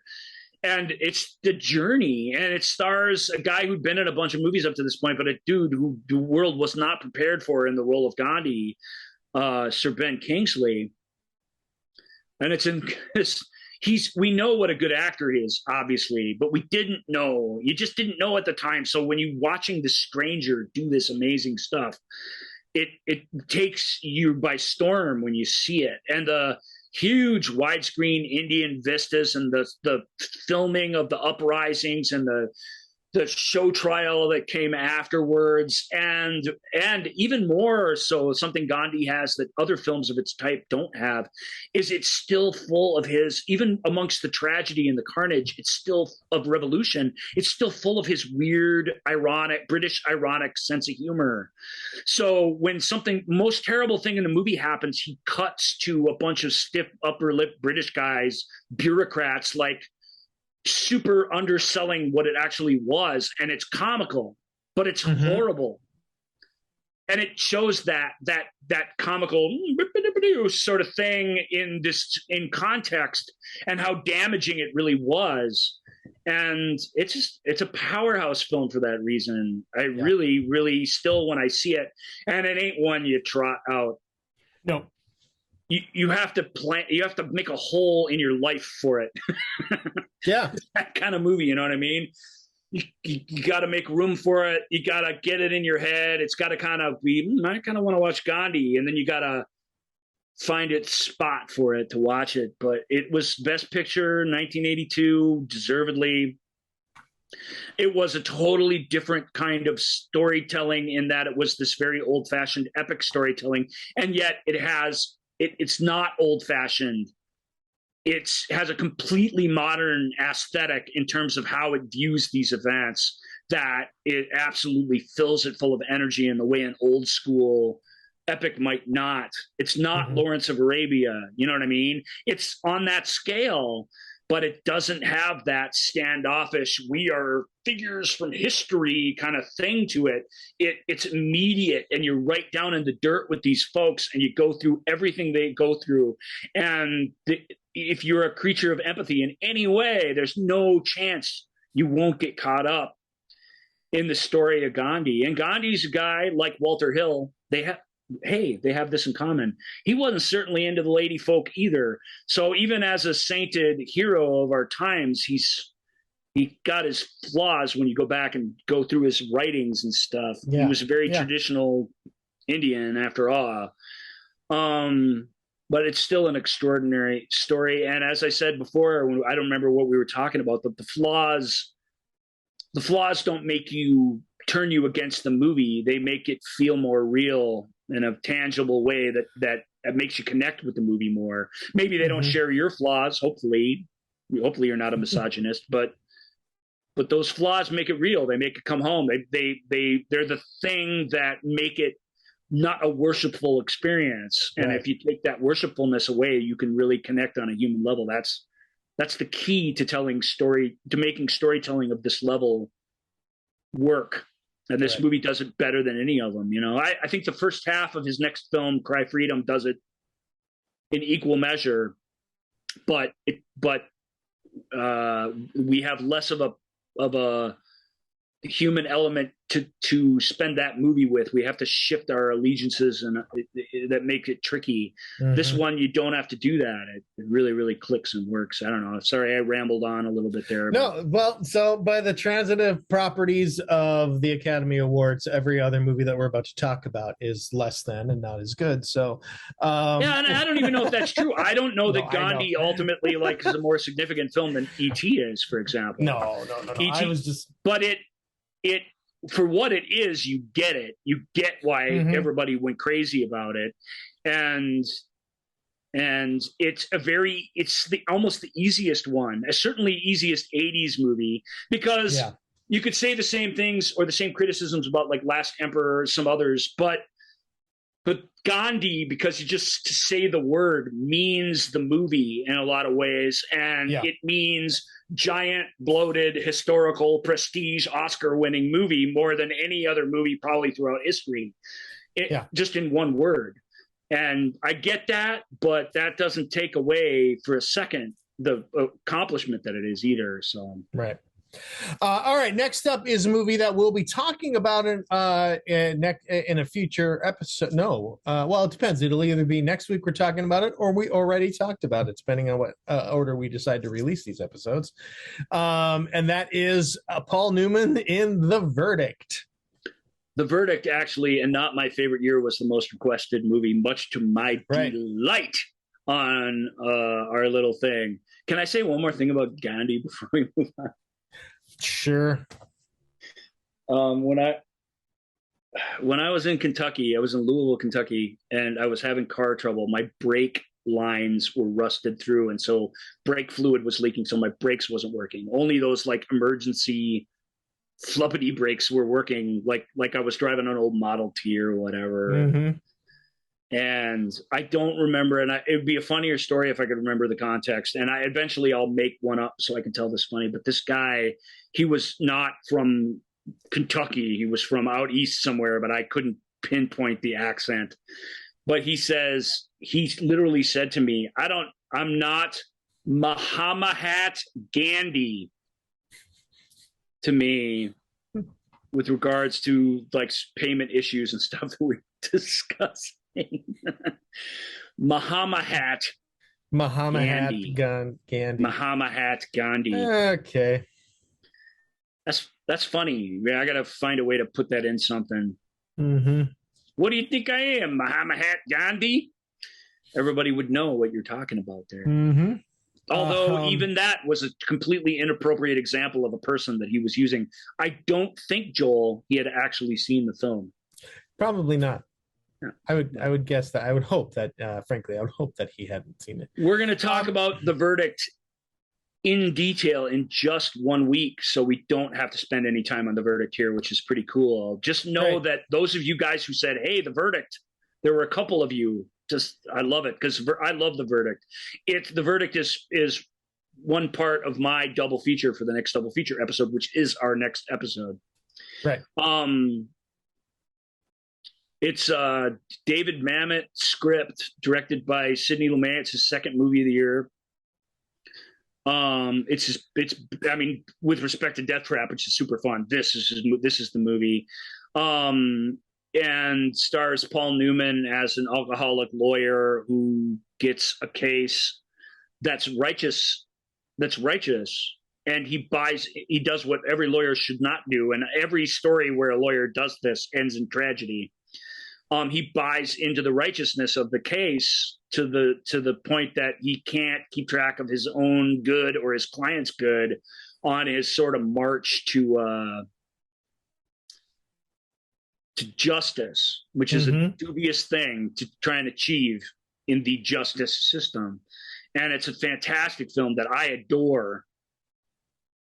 We'll see. It's going to get picked apart a little bit. There's a couple things in it that are a little weird, but it's just, Newman's so good in it.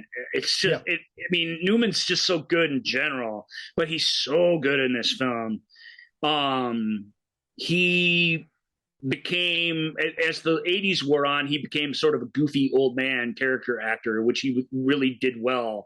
But this group of films here in the late 70s and early 80s, where he was the aged, seasoned leading man, are my favorite films of his in his whole career, because they're all chosen for very artistic and mercenary reasons, working with the right people. The script is finished and it's awesome.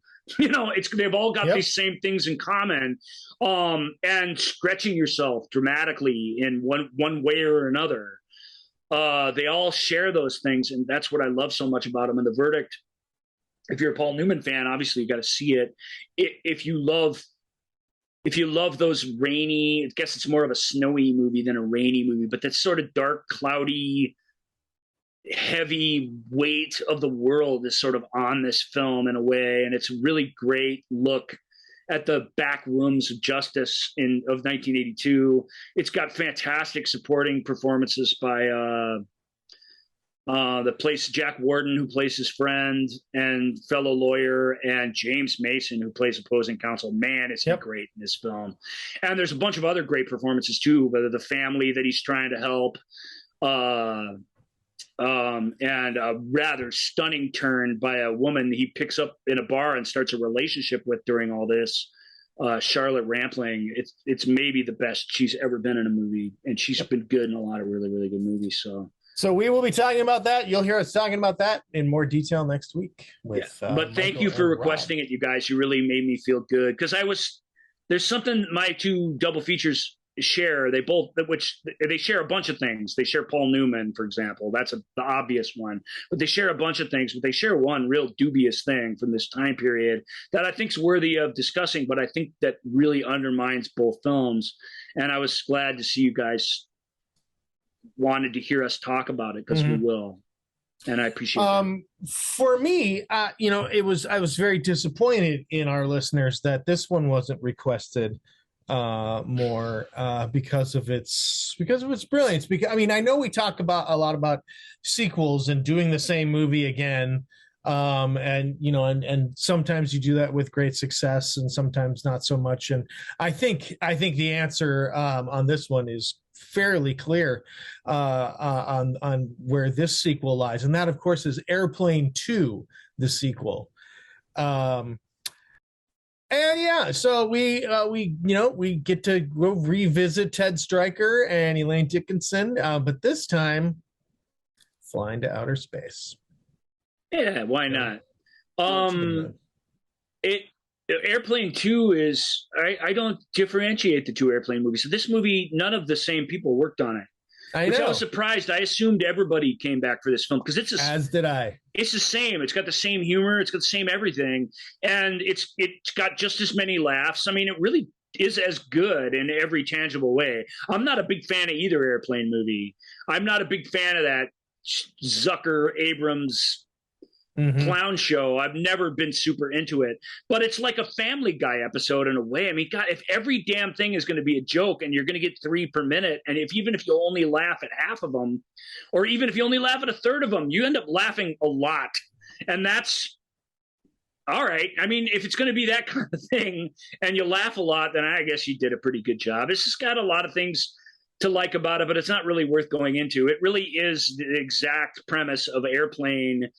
And it really is, how can we, and they Airplane didn't become like a series like the Naked Gun films did or whatever. It stopped here. They captured lightning in a bottle twice and wisely said enough. Right. Because by 82, the whole disaster formula was pretty much a thing that was dead in the water. So you really couldn't keep lampooning it effectively, I don't think. Right.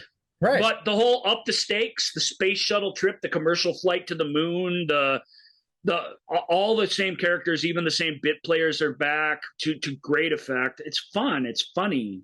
And it's even a little less crass than the first film, which I think it benefits from. It's easier to watch. It's more of a guilt-free watch. The racial jokes and the misogyny jokes are not here and as fully throated away as they are in that earlier film. So, that's because a really good point. Those, while funny, comedy, we'll talk about this someday. Comedy goes out on the edge. Part of it lives on the edge when it lives at its most effectively. So I get why it takes on those things, but and I don't hold it against the films ultimately over time, but I am happy when you made a madcap comedy that didn't feel the need to go there too. I appreciate that. So the other movie that a lot of people felt Airplane 2, the sequel, maybe the funniest movie of the year. The other movie that was probably in contention for the funniest movie of the year was this next movie starring Kevin Kline, very funny, and Meryl Streep and Peter McNichol, and that of course is Sophie's Choice. Yes, by Alan J. Pakula. Director of Joel's favorite movie, and Sophie's Choice is an interesting movie. Someday we'll tell the story of Sophie's Choice and its failure to get its sequel off the ground, Sophie's Second Choice. But since we're going to start talking about this movie by making fun of it, and I'll get my one Sophie's Choice joke out there. It's funny because the Oscar, Meryl Streep won the Oscar for it. Her Oscar-winning scene has been shown to the world. Everybody knows the scene where the choice happens, but the thing that people don't know about Sophie's Choice, especially if you haven't seen it, but even some people who've seen it and have just forgotten what the hell the movie even is that that's a flashback to something that happens before the movie starts, and it's the only time you spend in that era. And the fact that that's the most interesting and most powerful thing about the movie, that's not even about Sophie, because it really isn't. It's about McNichol's character, and it's secondarily probably about Klein's.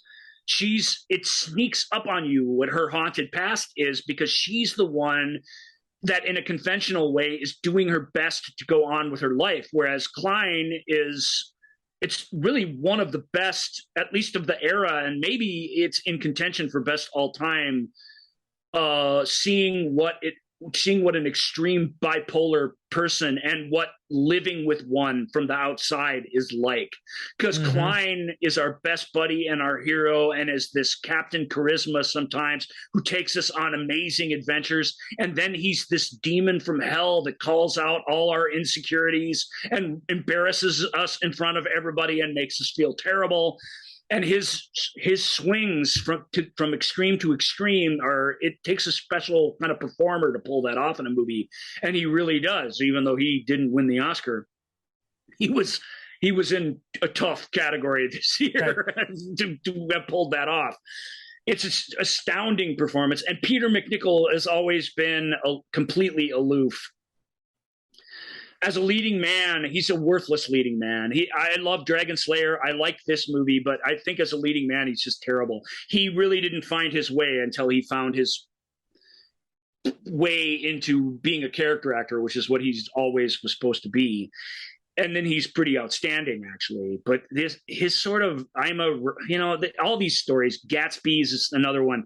I am a writer, and I'm writing about writing, and I look at the world, or American Beauty, where the kid's like a filmmaker. F you, American Beauty. It's so pretentious and stupid. And anytime you see a movie from that person's point of view, it can be good. It has been good. It's good when you're reading Great Gatsby, but when you're watching it, it's just like, God, what a head up his own ass, like just worthless person. And they always seem to be that, and McNichol does not. He tries, he really, as an actor, he gives it his all, but he does not rise above that terrible cliche. So what you're left with is crazy bipolar Kevin Kline and super mousy hiding this terrible secret that doesn't seem to have anything to do with the actual movie, Meryl Streep. And of course, they're both genius, and that gets you to the end of the thing. But Sophie's Choice is a movie that's hard to love, because what is it? Right. I don't mind human stories being messy, and I guess in the end I don't mind this one. It works. It's a ride worth taking because it's unique. But what is it? It's not that scene back in World War II. It isn't.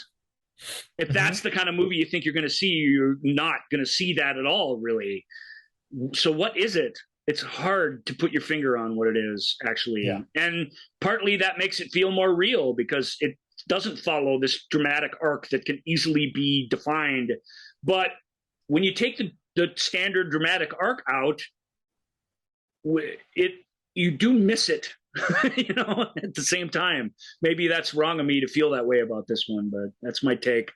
That's my take on Sophie's Choice. It's a challenging movie because it's odd. Yep. It is. Yeah. It's odd. It is. It's a very it's challenging. It's not a lighthearted film. It is. Yet it is. Lots of it is. It is. Well, yes. I think it's anyone who goes into Sophie's Choice expecting the heavy drama that it promises really doesn't get that. No, it gets a lot of lighthearted crap. It gets it's the lighthearted, which is what makes the heavy stuff hit harder. Probably. It's a very good drama in that way. Yeah, I agree. All right. So next up it's a bipolar movie about a bipolar guy. Like, there you go. Maybe that's the point of it. Because you do you may not know what it is, but you do definitely experience that roller coaster. That's the one thing the movie certainly provides, without a doubt. Yeah. I'm not entirely sure how to talk about this next film, because it's a movie that is problematic in many ways. But the fact that a African-American man, an underemployed reporter, finds himself literally purchased as a toy for a rich, spoiled brat. It's Richard Pryor and Jackie Gleason. Look, if the movie didn't understand what a loaded thing that was, then okay, I would hate it. But it does. Although it's making it in a cheesy, lighthearted, fun romp of a film. It's directed by Richard Donner, who doesn't want to get too deep in the darker meanings of it all. Yeah. But it's a guy who owns a department store and owns an oil company, or it's like some sort of tycoon played by Jackie Gleason, who brings his kid into a store in the middle of the night to pick out whatever he wants for Christmas so that he doesn't have to give it any thought. And he finds this late night security guard goofing around on all these toys and stuff and says, I want him. And because this guy's the richest guy in the world, he buys him. And because Richard Pryor's character needs the money, he agrees to be bought for a limited amount of time. It's extremely distasteful, but the film knows that. Yeah, film knows that, yeah. It knows that. So it's not, you can't levy these criticisms as it, that what a distasteful thing it is, when it's exploring that issue through that lens. It really is doing that. Unfortunately, it's just not a very good movie. It's not a super funny comedy. Richard Pryor improvising on the Wonder Wheel, and I mean, that is gloriously funny. I still laugh out loud at that stuff. But the rest of it's just sort of screwball comedy stuff that doesn't rise to the level of its rather inflammatory premise. And it's sad that it doesn't. People learn their lessons in easy ways. People grow up in obvious ways. It's got everything you want, but it's such a dark premise. It deserves to have a little bit more of a dark, complicated ending, and it doesn't. It's a cheesy, happy, family fun movie that's too scared to be anything else. And given that it starts where it starts, that's sort of unforgivable. But it's not bad. It is funny. Pryor is good in it. Gleason's great in it, if for this style of stuff. But I don't know. Am I making sense, or am I? Yeah. Well, no, you're right. It's just. Yeah, it's Donner doesn't stick you with a horrible black comedy. He just refuses to do that. We talked about this with Scrooge. Scrooge is a terrible, cynical, cocaine-induced, like late 80s bit of ugliness, and Donner directs it so that when you're done, you walk out of the theater singing the song at the end. Like, he just does not, as a filmmaker, succumb to the darkness. And this was a film that has darkness at the heart of it. It needs a director who will explore that, and he just doesn't do it. Yep. You could argue he saves Scrooge from being a terrible thing, but with the toy, it just sort of exists in this what is it sort of world, and that's too bad. Right. So remember how Clint Eastwood made Firefox earlier in the year? And it was really good. Well, he also directed and stars in Honky Tonk Man with his son, Bob Eastwood. No, what's his son's name? Kyle.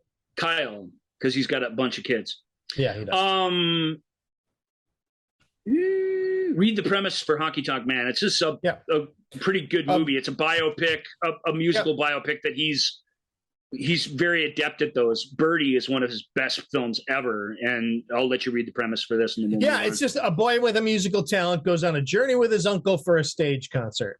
Clint Eastwood is. He loves music. He everything he does is music based.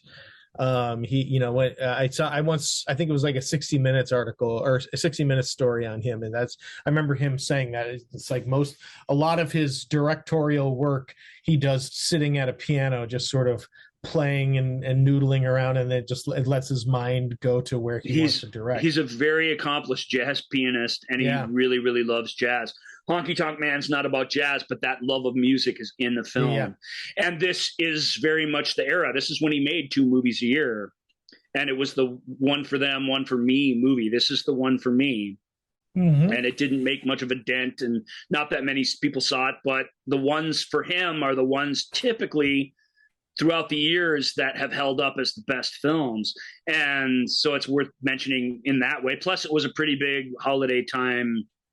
Well, not super big, but a relatively big enough hit for as obscure as the subject matter was. He was a big enough star that he could pull this sort of thing off pretty well, and he did. Even the nepotism involved, which this definitely was the era for intense nepotism with Clint Eastwood, and there's never not been a nepotism era for him. It lives on to this day. So, but it for the most part, it works. It works.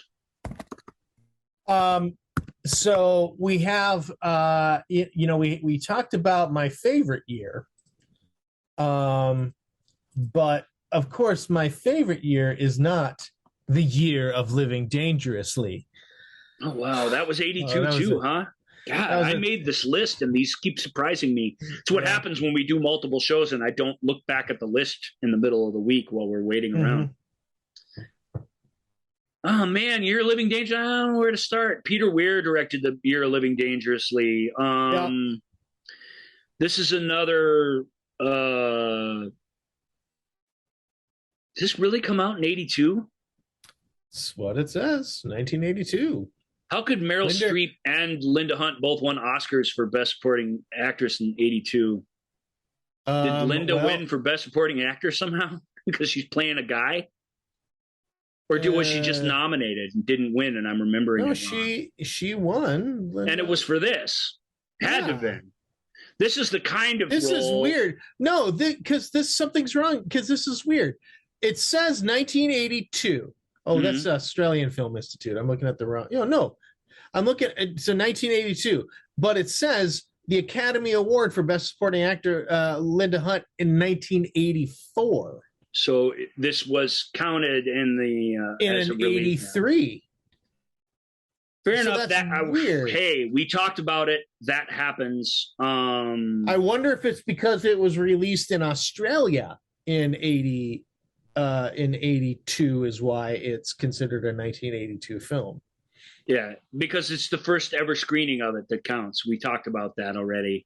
So, but this movie made its bones in 83, and obviously the Academy of Motion Picture Arts and Sciences considers it a 1983 film. That's how you get to win an award at the 84 Oscars. Mm-hmm. So, Year of Living Dangerously, Peter Weir, Sigourney Weaver, Linda Hunt, Mel Gibson, very good. We will talk about that next summer when we talk about Year in Review, 1983. Yep, we'll remember to get it on the list. Year for movies. We'll just bow. I think I can say, well, it has to be this way, but when the Academy says otherwise, I think we kind of, for the sake of discussion, I think we kind of got to roll with what they say. So or we'll just bring confusion to the situation. And it allows us to move on to Burt Reynolds and Goldie Hawn in Best Friends. Hey, nice domestic comedy. Mm-hmm. Here at the end of the year with a couple of big stars. After 5 successful years of living and working together, a couple decide to get married, but what they don't count on is how to survive the honeymoon. Nice. Yep. Norman Jewison. Best Jewison Friends. film. Jessica Tandy's in it. Burt Reynolds. Brown Silver. Jared Ferguson. Makes an appearance. Jared Ferguson. Well, I know that I've seen this, but I don't remember a goddamn thing about it, so I just don't have anything to say. I don't really have anything. But this was a reasonable sized hit movie with stars. Jewison's a for real director. You can't skip it, but we're going to kind of skip it. Sorry. Yeah, I mean, what is there to say? It's a relationship comedy, and it's got a song that was up for an Academy Award. Smokey and the Bandit sequels, Cannonball Run sequels, Hooper, Best Little Whorehouse in Texas. Like the era of what Reynolds was as a movie star is right here in 1982. Yeah. And the fact that he is doing a domestic comedy that he has no sort of producer angle on, or you know what I mean? It shows you that even at this time, when the formula for him was very clear, Burt was always trying to do these, or what I call domestic comedies or domestic dramas, which he was always trying to connect with real people. He was always trying to show up in movies with actual like other stars that would help elevate him, not just his cast of sidekicks. And he was always trying to work with good filmmakers when a good movie came on. This isn't a particularly good movie or a particularly memorable one, but it is cool that he was part of that during this era, and it is sort of a forgotten thing about him. We remember, like, when we think of Stallone, it's the same way. Although Stallone earned this, I think, a little more than Reynolds did. We remember the iconic stuff. We remember the cowboy hat, the Trans Am, and we remember the guy that did all that stuff. And then we say, oh, but he also did North Dallas 40 and Deliverance, so he was an actor. But he was an actor the whole time. He never stopped doing this sort of thing, and he deserves a shout out for that, because Burt Reynolds is a really underrated actor in my opinion. But when you become a movie star, you do that to yourself to a degree. You really stop being able to disappear into any sort of role. And Goldie Hawn is exactly the same. She's the female Burt Reynolds. When you hire Goldie Hawn, I mean, for better or worse, that's what you get. And she can go through it. She can be in like a thriller or something where she's not a zany, clowny comedian, and that's fine. But then how good is she at that? Pretty pedestrian. But at least in this film, she's kind of in her element and he's kind of not. It makes for a fun mix, but not a great movie by anyone involved. So tell me, Ryan, are you an Skeksis guy or a Skeksis guy? Oh, Skeksis. Yeah, Skeksis. More than that, I'm a very specific kind of Skeksis. Yeah, you are. Guy. Yep. I'm a Chamberlain. Is that the guy's name? Yes, you are. I believe you are right. If given the opportunity to talk like that the whole day and be a cowardly, self-serving bastard from hell that sucks the life out of other beings to be immortal, that's pretty much the way I'm gonna follow that life path every time. Yep, the Chamberlain. Chamberlain. That was Frank Oz that did that, of course. Right. And of course, we are talking about the Dark Crystal. And things don't work out for him very well either, and that's sort of why. That's the other reason I identify with him. But Dark Crystal. Yep, Dark Crystal, 1982. Jim Henson, Frank Oz, putting the Jim Henson workshop to extra work, saying, okay, let's up the game. Let's do something. Let's do something that's not Kermit and Piggy. Let's do something that is darker. It's right there in the title, Dark Crystal. We're gonna put a P in front of that G, and we're gonna try to tell a big old fantasy story here. And it works pretty well from a design standpoint. It was Trevor Jones that did the music for Dark Crystal. It's pretty cool stuff, actually. And really the puppet design and the world building is actually really, really interesting. Where the film is a bit of a miss for me, if it is a miss at all, maybe it isn't. It's pretty great actually for what it is. But where it's a bit of a miss for me is our heroes are difficult to they're kind of kids, and they're also puppets, and the elflings. What are they called? Gelflings. The Gelflings. They're the ones I have tough with. You know, Gary Kurtz, who produced Star Wars and Empire Strikes Back and Return to Oz and this, he said he really thought it would be a good idea to actually cast two children in those roles. Make the roles a little smaller, but make it their journey and have humans play that part, maybe with appliances or something, but don't have them be puppets. There might have been a way for the audience into this in a better way. And he said, I wish when I look back at Dark Crystal, I'm really proud of it, but I wish I would have made that argument stronger so that more people would have listened to it. At least it wasn't up to me, but I really still believe having these humanoid like characters being played by puppets just kept it surreal in a way in the places in the film where the realer it was, probably the better it would be. Yeah. But it is dark. It is dark. On the list of, every once in a while somebody puts out these these are kind of distasteful because they get gross and they're very slasher oriented typically, but they put these lists out of most horrifying or elaborate death scenes in films, and one of the highest ones always ranked is it's called Innocent Podling from the Dark Crystal. And when they came time to do a sequel to Dark Crystal, they doubled down on that and actually didn't kill a conveniently anonymous person that way, but somebody that you really grew to like and admire. And it's really horrific. I mean, it really is horrific. And on most lists, it's not usually number one, but it's like 2 or 3. It's right up there at the top every time.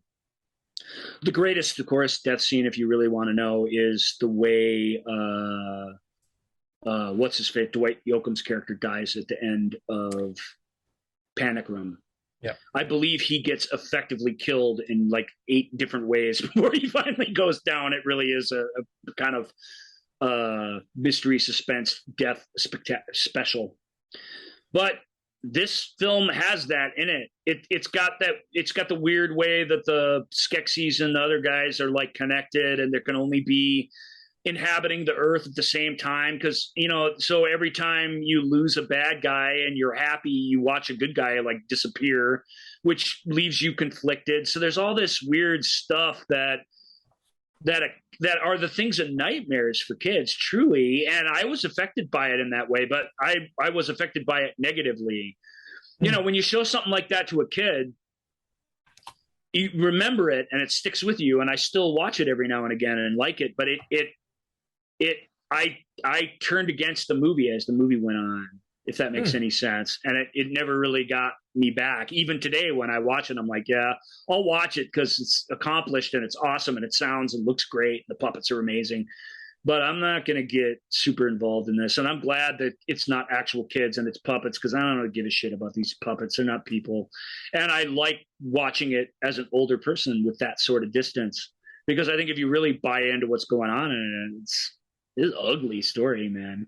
Yeah. Even the Dark Crystal is not on our side at all. It's this all-powerful thing that it wants to be whole, and we're sort of rewarded for making it so. But the whole world of the story is this dark, awful place where it's enough just to live, just to survive it. And that's how I kind of view it. And maybe I'm taking it too seriously. It is just Muppets and stuff, but I think that's the story they told. I'm pretty sure. So yeah, it's a dark, dark story. Do you like it? Dark you probably like it better than me. I mean, probably. Yeah, I think I do like it better than you. I like it. I mean, it's again, I'm fat. I like it better than Labyrinth, which it's most often compared to. I like it way better than that. Yeah, Chamberlain. Chamberlain is such a fun villain character. And I always just love, and he's such a wonderfully despicable character, and really, such layered brilliance to it, because he's not the leader of the bad guys. He tries to be, and he's totally taken down a peg. But that jealousy, envy, resentment, all of the sins of man live in him in this intense way. Yeah. And what you get isn't a maniacal evil mastermind. What you get is this petty little ugly thing that just wants revenge, and and that really is like it clearly states out of the gate that that Chamberlain is not going to be. He cannot win by sheer power. He cannot force his way. He cannot kill his way to the top, but he can undermine and subterfuge, and he can be the power behind the power, and it's and it's really, really great. I agree with everything you're saying. The Gelflings they're weird, they're awkward. It's like, I know I'm supposed to care about you, but just get me back to the Skeksis, please. I want to watch that political intrigue. It's like, I want to watch the political intrigue of the Skeksis and all of that go on, and then but then ultimately the Netflix sequel is really accomplished and really, really great. It's a series, not a movie. Before you dive in, it's 12 episodes long, half a day of your life to watch it, but it really captures some of that. It's a prequel. It tells the story of the split of the and the Skeksis' rise to power, and it's a little light, Joel, on the Skeksis, and I think that's why it's not that good. It's Gelfling heavy from a storytelling standpoint, and that's not bad, but it's weird, man. It's a brave story for them to have told. They told a totally different kind of thing, and it's like I said when I was praising other things for them this year. It's Tron. It lives up to that. It's like nothing you've ever seen before, and like nothing you're going to see again. It really is its own thing, and that is kind of super impressive. So, so I like it a lot, but I don't. I just don't have that warm, fuzzy, you're an old friend feeling about it the way I do lots of other films of that type from this era. And the reason is because that darkness. I just don't. I feel like I just can't embrace that, and I really feel like I can't have fun with it. So let's talk Tootsie. Let's do it. Tootsie, Sidney Pollack starring Dustin Hoffman. So good. It's such a good movie. It is a good movie. In my opinion, it does not hold up well. Well, it's very of its time. I don't know if that means it doesn't hold up well.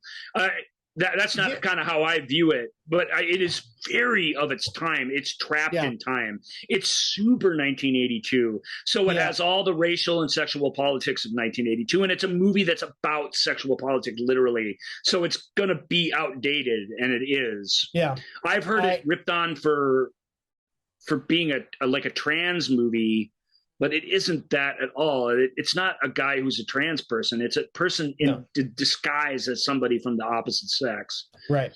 And the point of the movie is living that person's experience makes him evolve and change in a certain way. Right. It's also, I mean, it's a very much, I mean, he is, Michael Dorsey is a despicable dude.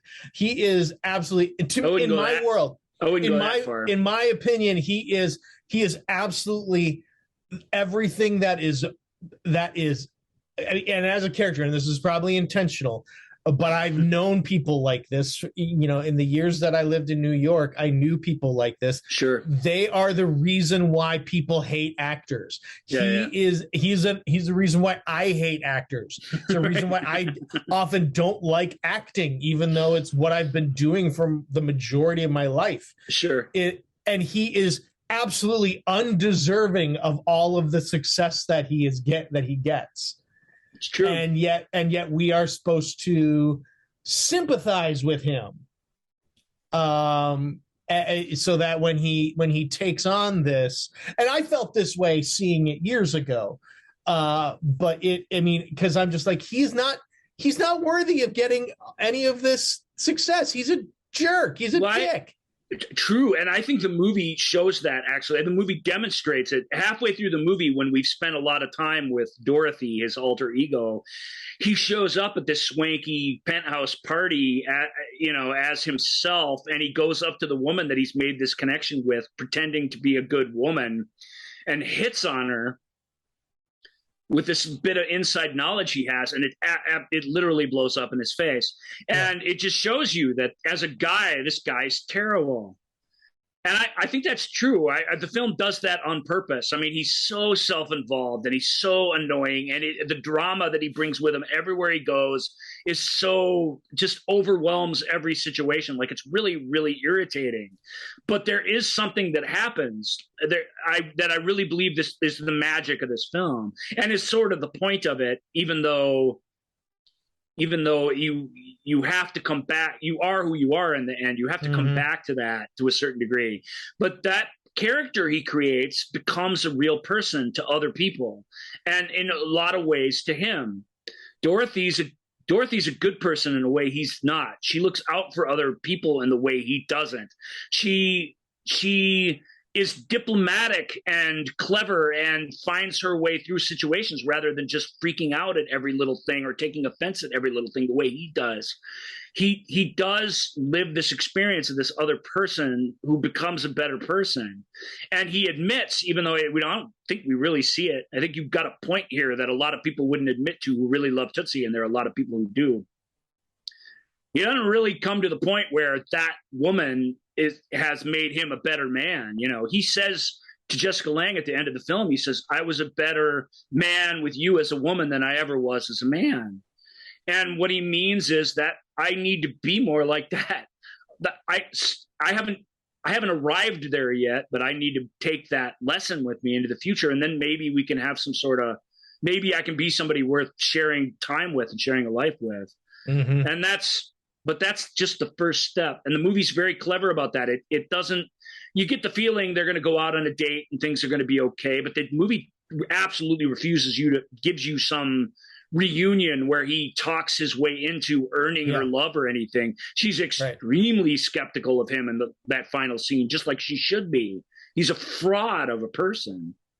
The best scenes, still my favorite scenes in the movie to this day. Bill Murray's really fun, but my favorite scenes are him and Sidney Pollack battling it out, the way they battled out the whole time they were making the film. And the film's real secret superstar is an actor that I don't ever really love in much anything. It's Terry Garr. Terry Garr's so good in it. Because she's living it. She's living it. And she gets the brunt of all the self-serving, awful shit that he does. And yet, and even though she comes off, because Terry's so great, she can lay it out there. That's why you hire her, because she could lay the emotion out on her sleeve. She reacts to all this stuff, but deep inside Terry, there's this woman who's lived this life and knows you got to get up the next morning and you got to go back at it. Like, she's a survivor of a character.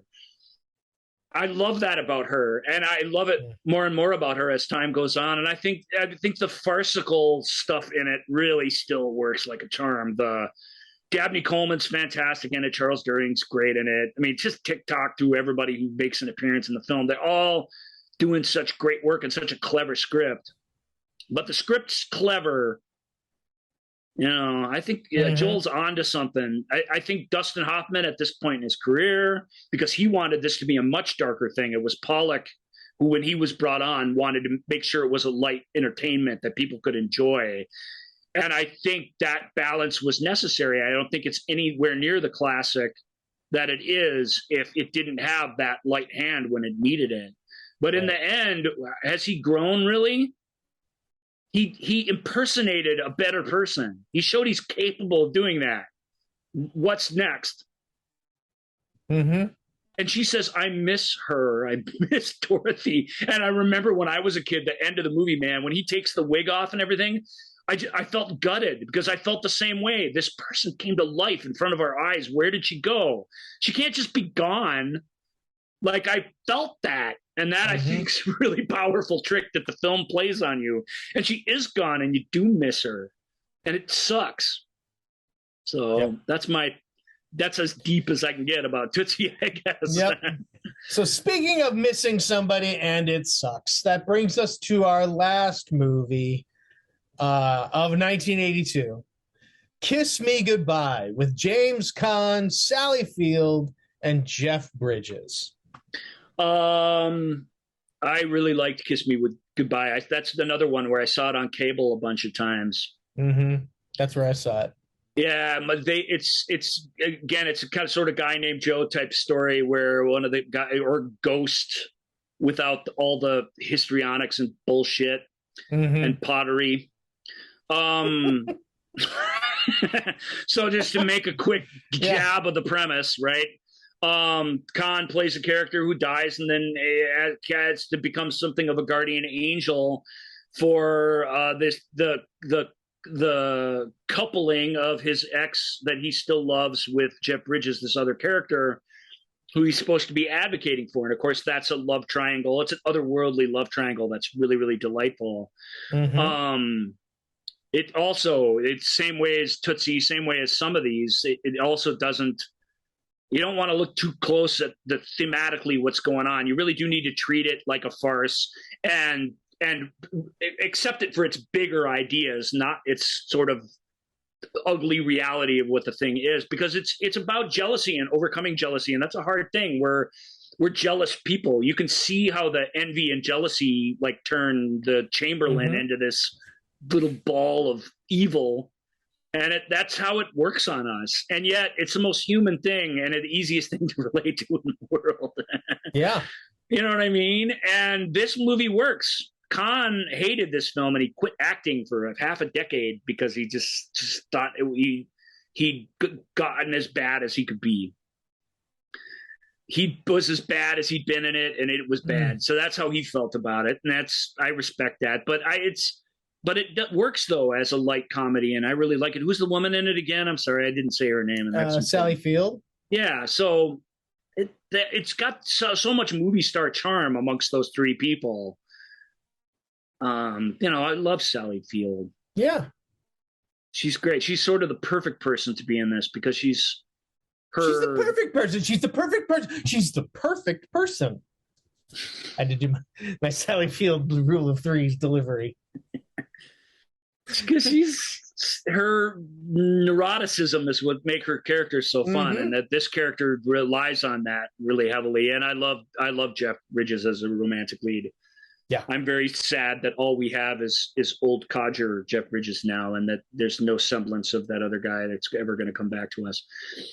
Although he's making the most out of that. Indeed. I actually feel like the Dude sort of ruined him forever. Sorry, Dude fans, but I'm not a fan of the Dude. I don't disagree with you. He really, once the Dude came along, I think the Dude is probably very close to who he is in real life. And so therefore it's like, so he's like, I don't need to be your matinee idol anymore, baby. I'm the Dude from now on. Or if I must be, I'll be grabby old guy, and I'll do that. I'll bring on I call it crotchety old Jeff Bridges voice. Anyway, Kiss Me Goodbye. It's a great way to end, but I don't have a lot to say about it because it is a frivolous piece of fluff as well. But I think Khan's really cute in it. I certainly don't think it's worth stopping acting for. Right. It's nice, but we've had similar types of films up until this point than that. So I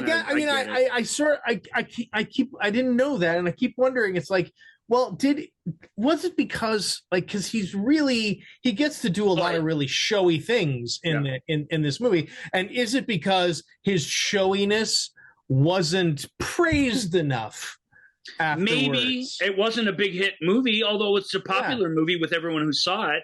But I don't think it's the movie that made him quit. I think he was burned out. And I think the film was like a last straw of a type. It can't be that it was the film itself or the experience of the film itself. But it does have the feel of a film that is fun to watch, but maybe wasn't so fun to make. Tootsie certainly was torture to make. Yeah, I bet. Really, really tough to make. And it's weird because the relationships were all flipped on set. Dabney Coleman was the good guy on the set, who kept things from exploding and getting out of hand, so the relationships were all sort of opposite, which is sort of interesting. But Tootsie's has a lot of magic energy on screen, and Kiss Me Goodbye does too, but it's just a cheap romantic fantasy. It doesn't, there's nothing else you can really glom onto that has any meaning in it, unlike at least a few of these things we've talked about. So, but as far as cheap romantic fantasies go, it's pretty cool romantic fantasy. Yeah. It's got both the romance and the fantasy in spades, and it's got a lot of really fun, farcical, funny elements. So And no pottery. I can't stress how important there's no goddamn pottery in it. There's no pottery. No romantic pottery in it. There's no pottery. There's no macrame. There's no needlepoint. None of that. All right. We got to bail out of here, boss. Next week, it's double features. Check back in for that. That's going to be fun, and the fireworks are going to show. Or maybe there won't be a show next week. We really don't know what's going to happen. Where no one is guaranteed tomorrow. Well, thanks for joining us on this little trip through 1 year in movies, chronologically, 1982. It was fun, wasn't it? Please let us know. We're insecure about everything we do. Absolutely. Let us know if traveling through 1982 and only being able to spend a few minutes with each film was even worth it. I think when you do it in order like this, you really get to relive the year and you really get to see what it was like and what came out the next week. Like some of that is lost. Some of that you remember because you remember seeing Dark Crystal at Christmas, right? Mm-hmm. But some of that is lost to time, and it's fun to get it back in a way. Yeah. And so I thought the idea was neat, and I like talking about movies, but let us know what you thought, please. Or if we forgot any of your favorites of 1982 somehow. Indeed. All right. You reach out to us, Facebook page, The Movie Show with Joel and Ryan on Facebook, at Ask Joel and Ryan, Twitter, Instagram, TikTok, and of course the Movie Show with Joel and Ryan page here on YouTube if you are watching the video version of this. Give us a like, give us a subscribe, tell your friends, tell your enemies, tell anybody, tell that person on the street that you pass by on your way to work. All right, everybody, thank you so much for joining us. Double feature time is coming up. Woo. Take care, everybody. Bye. Thank you for listening to The Movie Show with Joel and Ryan.